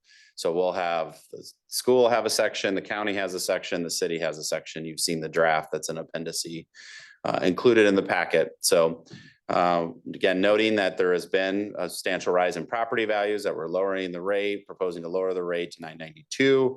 The 3.6% in terms of property tax revenue in the general fund that Liz alluded to earlier, covering costs in public safety, quality of life services, and inflationary increases. And then the key part is directing folks back to cityofclive.com, where we just actually had a meeting earlier today with finance team and the comms team of what we're going to build for a page to really get a lot more explanation and a lot more content for folks, knowing that we can't do that in 300 characters. So a lot more to come on that, and materials that we'll have that will be ready to go before this letter even gets mailed out. And we'll obviously be sharing that with all of you ahead of that.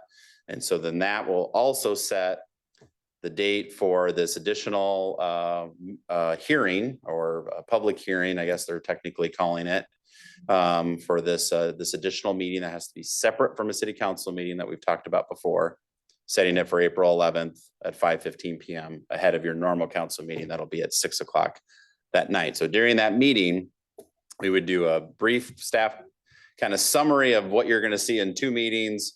We're going to try to hit the high points as much as we can to at least have a primer during that meeting for any residents that may be in attendance, but we'll try to keep it pretty brief because we're hoping that our content that we'll have on this website, and we'll have links to these presentations, will serve a lot of that. So this is a big part of feedback. If you've got questions or concerns with how we're wording things, again, this is going to be one we're going to put out there. So I would like a modification. I don't know how it fits into the 300 characters.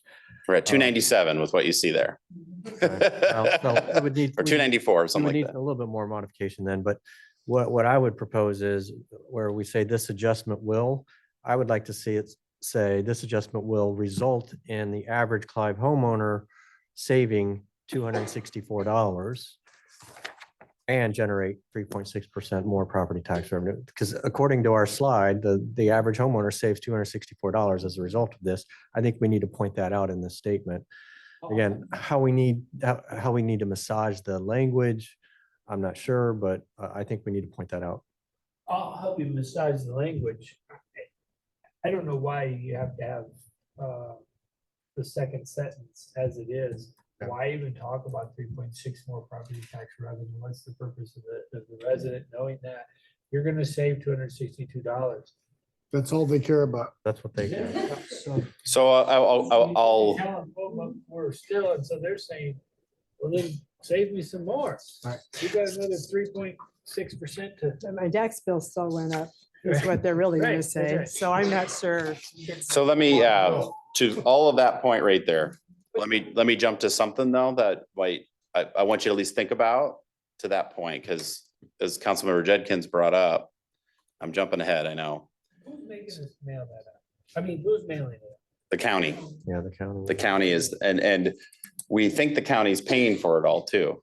That's unclear in the legislation of whether or not the other tax-paying entities are going to get a bill Round up to for a portion of this. The school going to get a third of it? Are we going to get a third of it? So And the legislators are saying another meeting, right?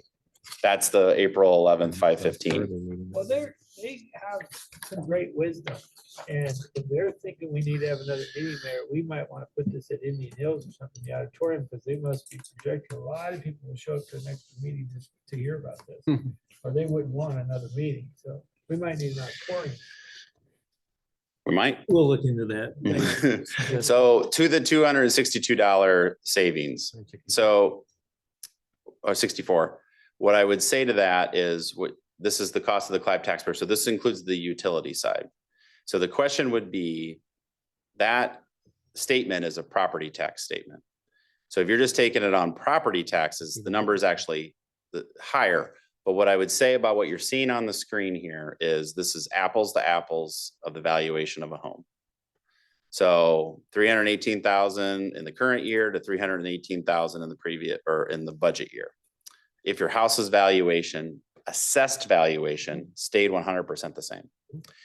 If your house valuation, which on average in Polk County for Clive went up 20%, the assessed valuation on average for residential property went up 20%.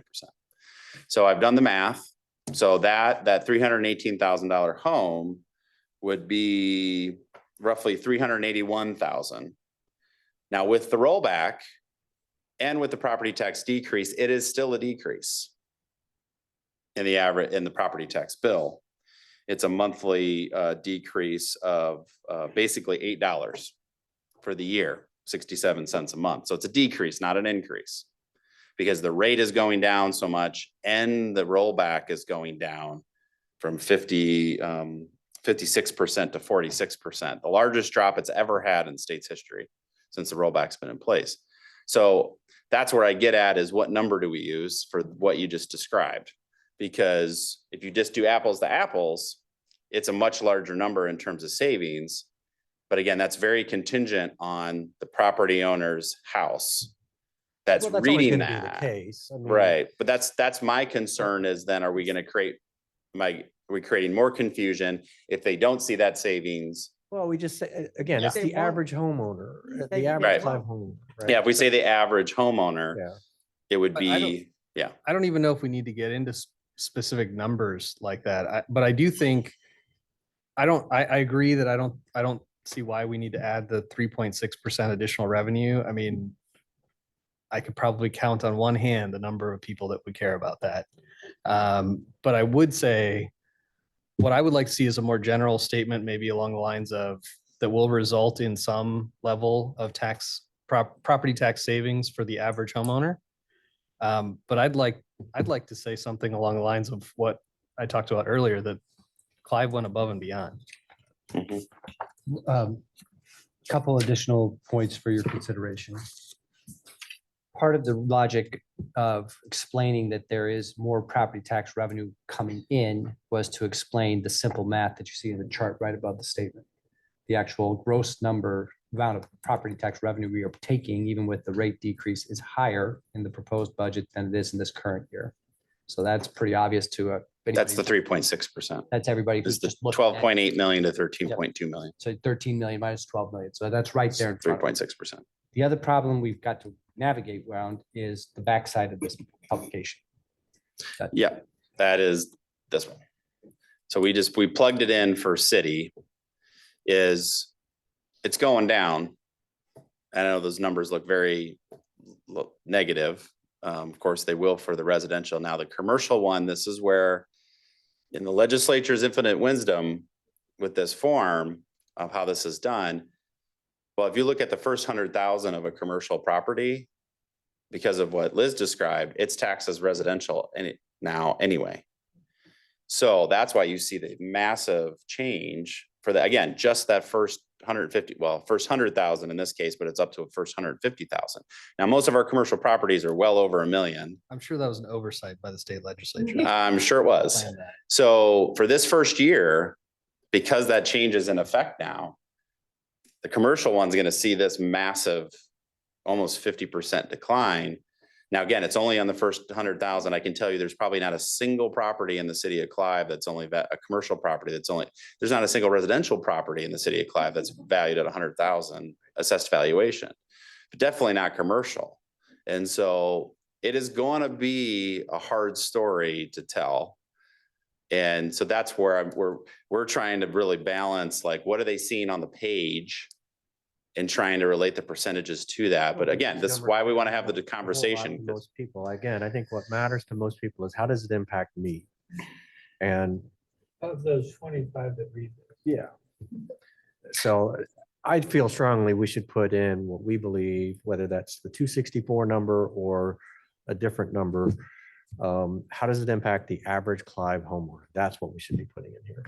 That's what people care about. Okay. Others, thoughts? Yeah, I would agree. I welcome wouldn't feedback. worry about enhanced revenue to people. They don't care about it. How does it, with them, how does it affect me? Mhm. I think you need to factor in that we do know that 20% increase affected it and that it's actually about an $8 savings. I just think you have to be honest. It's not a matter of not being honest. It's telling the whole picture though. And of how their bills look. That's why I would say, I would wonder if language of that, a decrease, savings, but maybe not putting Yeah. the number. Because there are going to be Because some again, you could people- calculate it a couple different ways. There are going to be some people that are paying more because the valuation went up. Higher than 20%, Right. because what I gave you is a So- 20%. That's an average across all of Polk Right, so County. I would just stay Somebody's away- probably going up 40%. I would suggest staying away from numbers.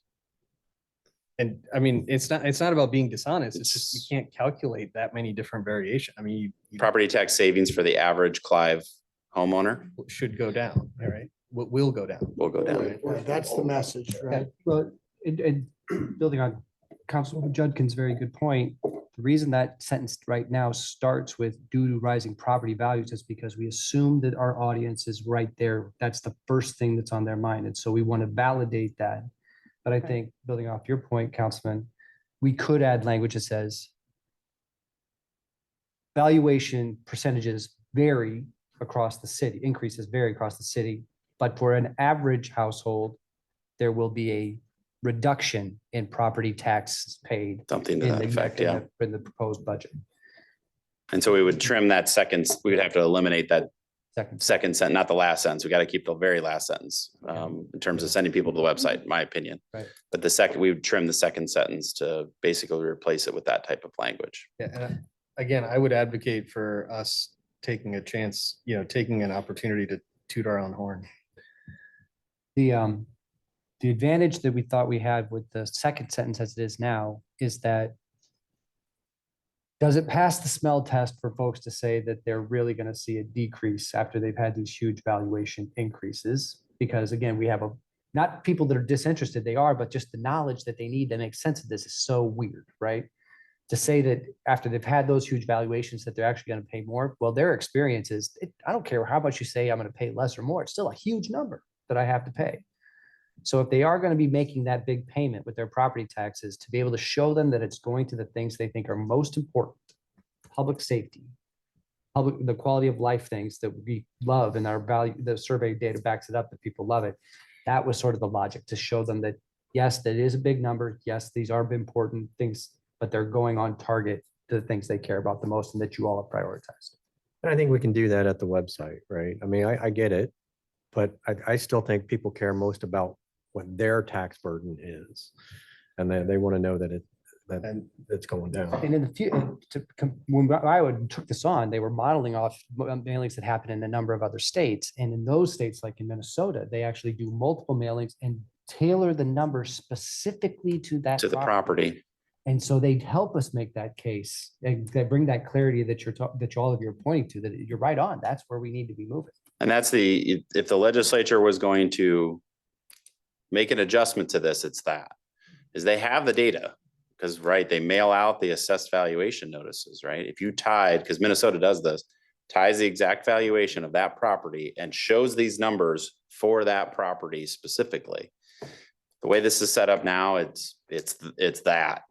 It is just 100,000, and it's not tailored to the exact property. So that's where I hope this evolves to, and we want to advocate to our legislature to do that. They don't have the software system capable of doing it yet, but they're getting there. That's a whole nother story. But that is the one hurdle is we're concerned this is going to cause more confusion. So I think we've got some good notes here. If I'm getting kind of general consensus of how we, not put a number to it, but note that decrease for the average, homeowner, a rate. We got to think about commercial too in here. So that's a part of this as well, but I get the homeowner piece of it. So we'll come back with some draft language. This is why I wanted to have the discussion tonight and again on the 22nd, because by the 22nd, we got to kind of get a good feel that where you guys are comfortable with the statement, because then we're going to be sending it off to the county and that's going to get mailed out in March. So we have a little bit of time, but that's really good feedback. We appreciate it. Yeah, that's exactly what we were looking for. You have that headline about for most, it's a decrease. We got to run that way up to the top of the letterhead. Yeah. Any other comments on this? Okay. Recommendation, you've heard it, 992. This is where we currently rank the 1014. I would move us down. So there's kind of a mixed bag of what we're hearing. I'm not going to say for sure what other communities are doing. We have heard some that are going down and some that are going up and some that are staying the same. I think if I had to be a betting person on this, will probably be the second lowest when it's all flushed out.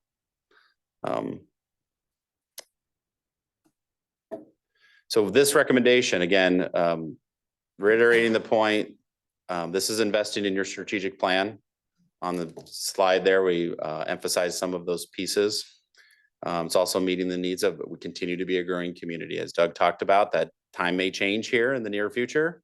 And that's part of why we wanted to have that deep dive discussion is, that department, and there's going to need to be evolutions like we've had for other departments over the years. That will be coming soon for community development, and that'll come in future strategic planning conversations about how this council wants to see that service delivery evolve as our needs of our community change. But our population growth and our staffing growth have pretty much fallen in line with each other, and specifically this year, as we'll talk quite a bit about at the next meeting, is again addressing desires to enhance our street maintenance even more on the operational side as well as the capital side. Of course, you just approved 2 more construction contracts. That's 4 now. We got 2 more coming in March. That'll make 6 different street projects, rehab projects this year. And because of the savings, there's the potential, whether it's Lenan and other street projects, that resources can get moved around now to maybe doing even more work in this year, more asphalt overlay, maybe another water main project that we're going to talk about related to Forest Avenue at the next meeting that we didn't have in the queue, but now that we're seeing these savings, we've got resources to maybe do even more and take advantage of this really good contractor environment that we're experiencing. For Lenan. I said Lenan first. Did you hear that? Okay. So cost of the Clive taxpayer, as I mentioned, this is a static 318 in terms of house valuation, $1 million commercial, $1 million commercial. You'll see the utility side of the picture at the next meeting. All those rate increases are fairly in line with what you've seen before, actually slightly down. And so, but this is the first time, I think in a long time, that you've seen those negative numbers that large on the property tax side for both commercial and residential. So the offset there, I kind of gave the example of what that would look like for if you had the valuation. The assessed valuation was going up 20%. There's still a decrease on the residentials for the residential homeowner with that. And you see where the utilities will layer in, and we'll fill that in. We'll come back to this slide at the end of the next presentation, just as a reminder as we cycle back. So again, 9% decrease in cost to the Clive taxpayer for the residential property, and a 0.1% increase to the commercial. And that's mainly the utilities side that's driving that. So yeah. So 9% decrease in the property tax. For the 9% total cost to the Clive taxpayer, 9% decrease. It's a much, as you saw on this, it's actually higher if you're just taking property tax. This is showing the layering in the utility side that you're going to see at the next meeting. We usually do it in the reverse order, I know. 9% decrease in cost to the Clive taxpayer, 0.1% increase for the commercial business cost to the commercial taxpayer. $20, I'd just rounded, say unchanged. Yeah, right. So this is, I know this was an important one that we've added in the past. This puts, again, cost to the taxpayer together for all the other cities. So this is utilities as well as property tax, and kind of where we sit. As you'll notice, we didn't move anywhere. We stayed at these rankings from last year. But what you can kind of see is we're real close than 100, not even $100 in some cases, maybe $40, $50 of the one above us with West Des Moines, and we're $4 with a couple on commercial there. So this will be really interesting to see what this slide looks like next year with this first year of this House File 718. We are out of the cities that have been surveyed that have shared their information at this point, there is only one community that has a larger decrease than us, but their rate is much higher than ours currently. Next steps, last slide for this presentation. Pass through for the solid waste rates, 3%, so lower than previous years in terms of that pass through. That will be a recommendation. Also the recommendations for the general fund budget, what you've seen tonight and where we're going with the property tax rate. Because number 3, we got to come back with a redraft for you, maybe a couple versions for number 3, which is good because this is new and we want to make sure we get that right under number 3 with the property tax statement language. And then we'll talk about the utility rates at the next meeting. Again, next steps timeline, you see it there on the screen, that new April 11th proposed tax hearing. But then at the regular meeting, then you'll set the official public hearing to adopt the budget for the April 25th meeting. So that 2% additional hearing, property tax threshold, that got eliminated, as Liz mentioned, with this legislation. So you don't have that additional vote. It's now down to 1 vote rather than 2 votes. So hopefully that all makes sense, because there's a lot of changes this year. Your Honor, be happy to answer any questions, seek any direction. Is the council comfortable with what we've laid out before you tonight? Thank you very much, Matthew. Good? Okay, Going on. all right. Correspondence. Pete, Next week, Tuesday, neighborhood meeting, Little Walnut Creek, Schuler Elementary School, start at 6 o'clock. Details will be in Matt's email. thank you. Freecon. A couple of quick updates. The West Des Moines School Board is undertaking their budgeting activity as well. They have some cost cutting that they need to do. And they have a school board meeting next Monday that they're taking public comment. There are some pretty significant cuts that they're having to consider. I unfortunately won't be able to attend. I'll be out of town. So if anybody does want to attend, it would be a good one to hear what those public comments are. And then for DART, which is everyone's, current favorite topic. Last week, the COO, Chief Operating Officer, resigned, Brandon Smiley. And so Amanda has sent out kind of a reorg, or not reorg, but kind of a change in the leadership structure. So Luis will step into the role of Chief Operating and Planning Officer. So kind of adding responsibilities. Erin Hockman will become the Chief Strategy Officer, but she'll still be overseeing external affairs functions. And then Kelly Burgess will serve as the Chief People Officer. And then Dan Washburn is joining as the Chief Financial Officer on this coming Monday. So they're going to continue to operate with this new model and will be considered to have filled all of their leadership roles. And actually, I should also mention, Vicky is getting a well-deserved promotion to executive manager there as well. So if there's no other questions, then I'm done with my report. Thank you very much. 2 quick things, MPO Executive Director search, we received 8 applications, 4 in-state, 4 out-of-state. Those 8 have been narrowed down to 3 finalists.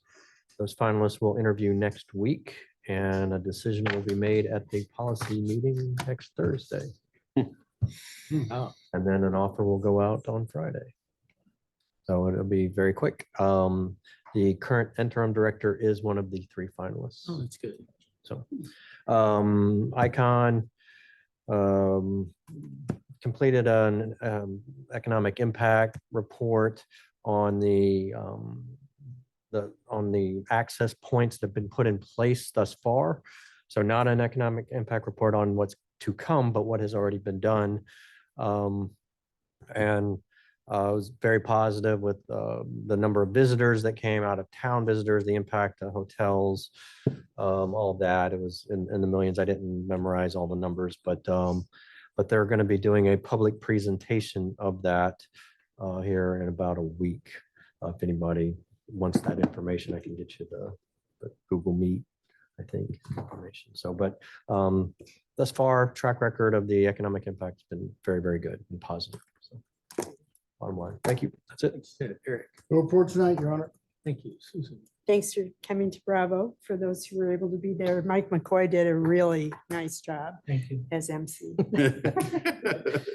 And just a quick update on the Homeless Coordinating Council. Josh Mandelbaum was not reappointed. He's been the chair. I've been the vice chair. I do not want to move to the chair. It seems to make sense to have someone from Des Moines chairing it. So I think it will become Chris Coleman, who's been appointed instead. So, and then I am going to be traveling for 2.5 weeks starting tomorrow. So I'll miss our next meeting. Michael. Are you sure there's nothing more you want to add? No, I've Christina? spoke too much. I've said too much, as they say. All right. Matt? Just a couple date updates. DC trip, May 8th through the 10th. So this will be included in my email tomorrow with the link to register. Wanted to kind of get an feel for who's interested in attending.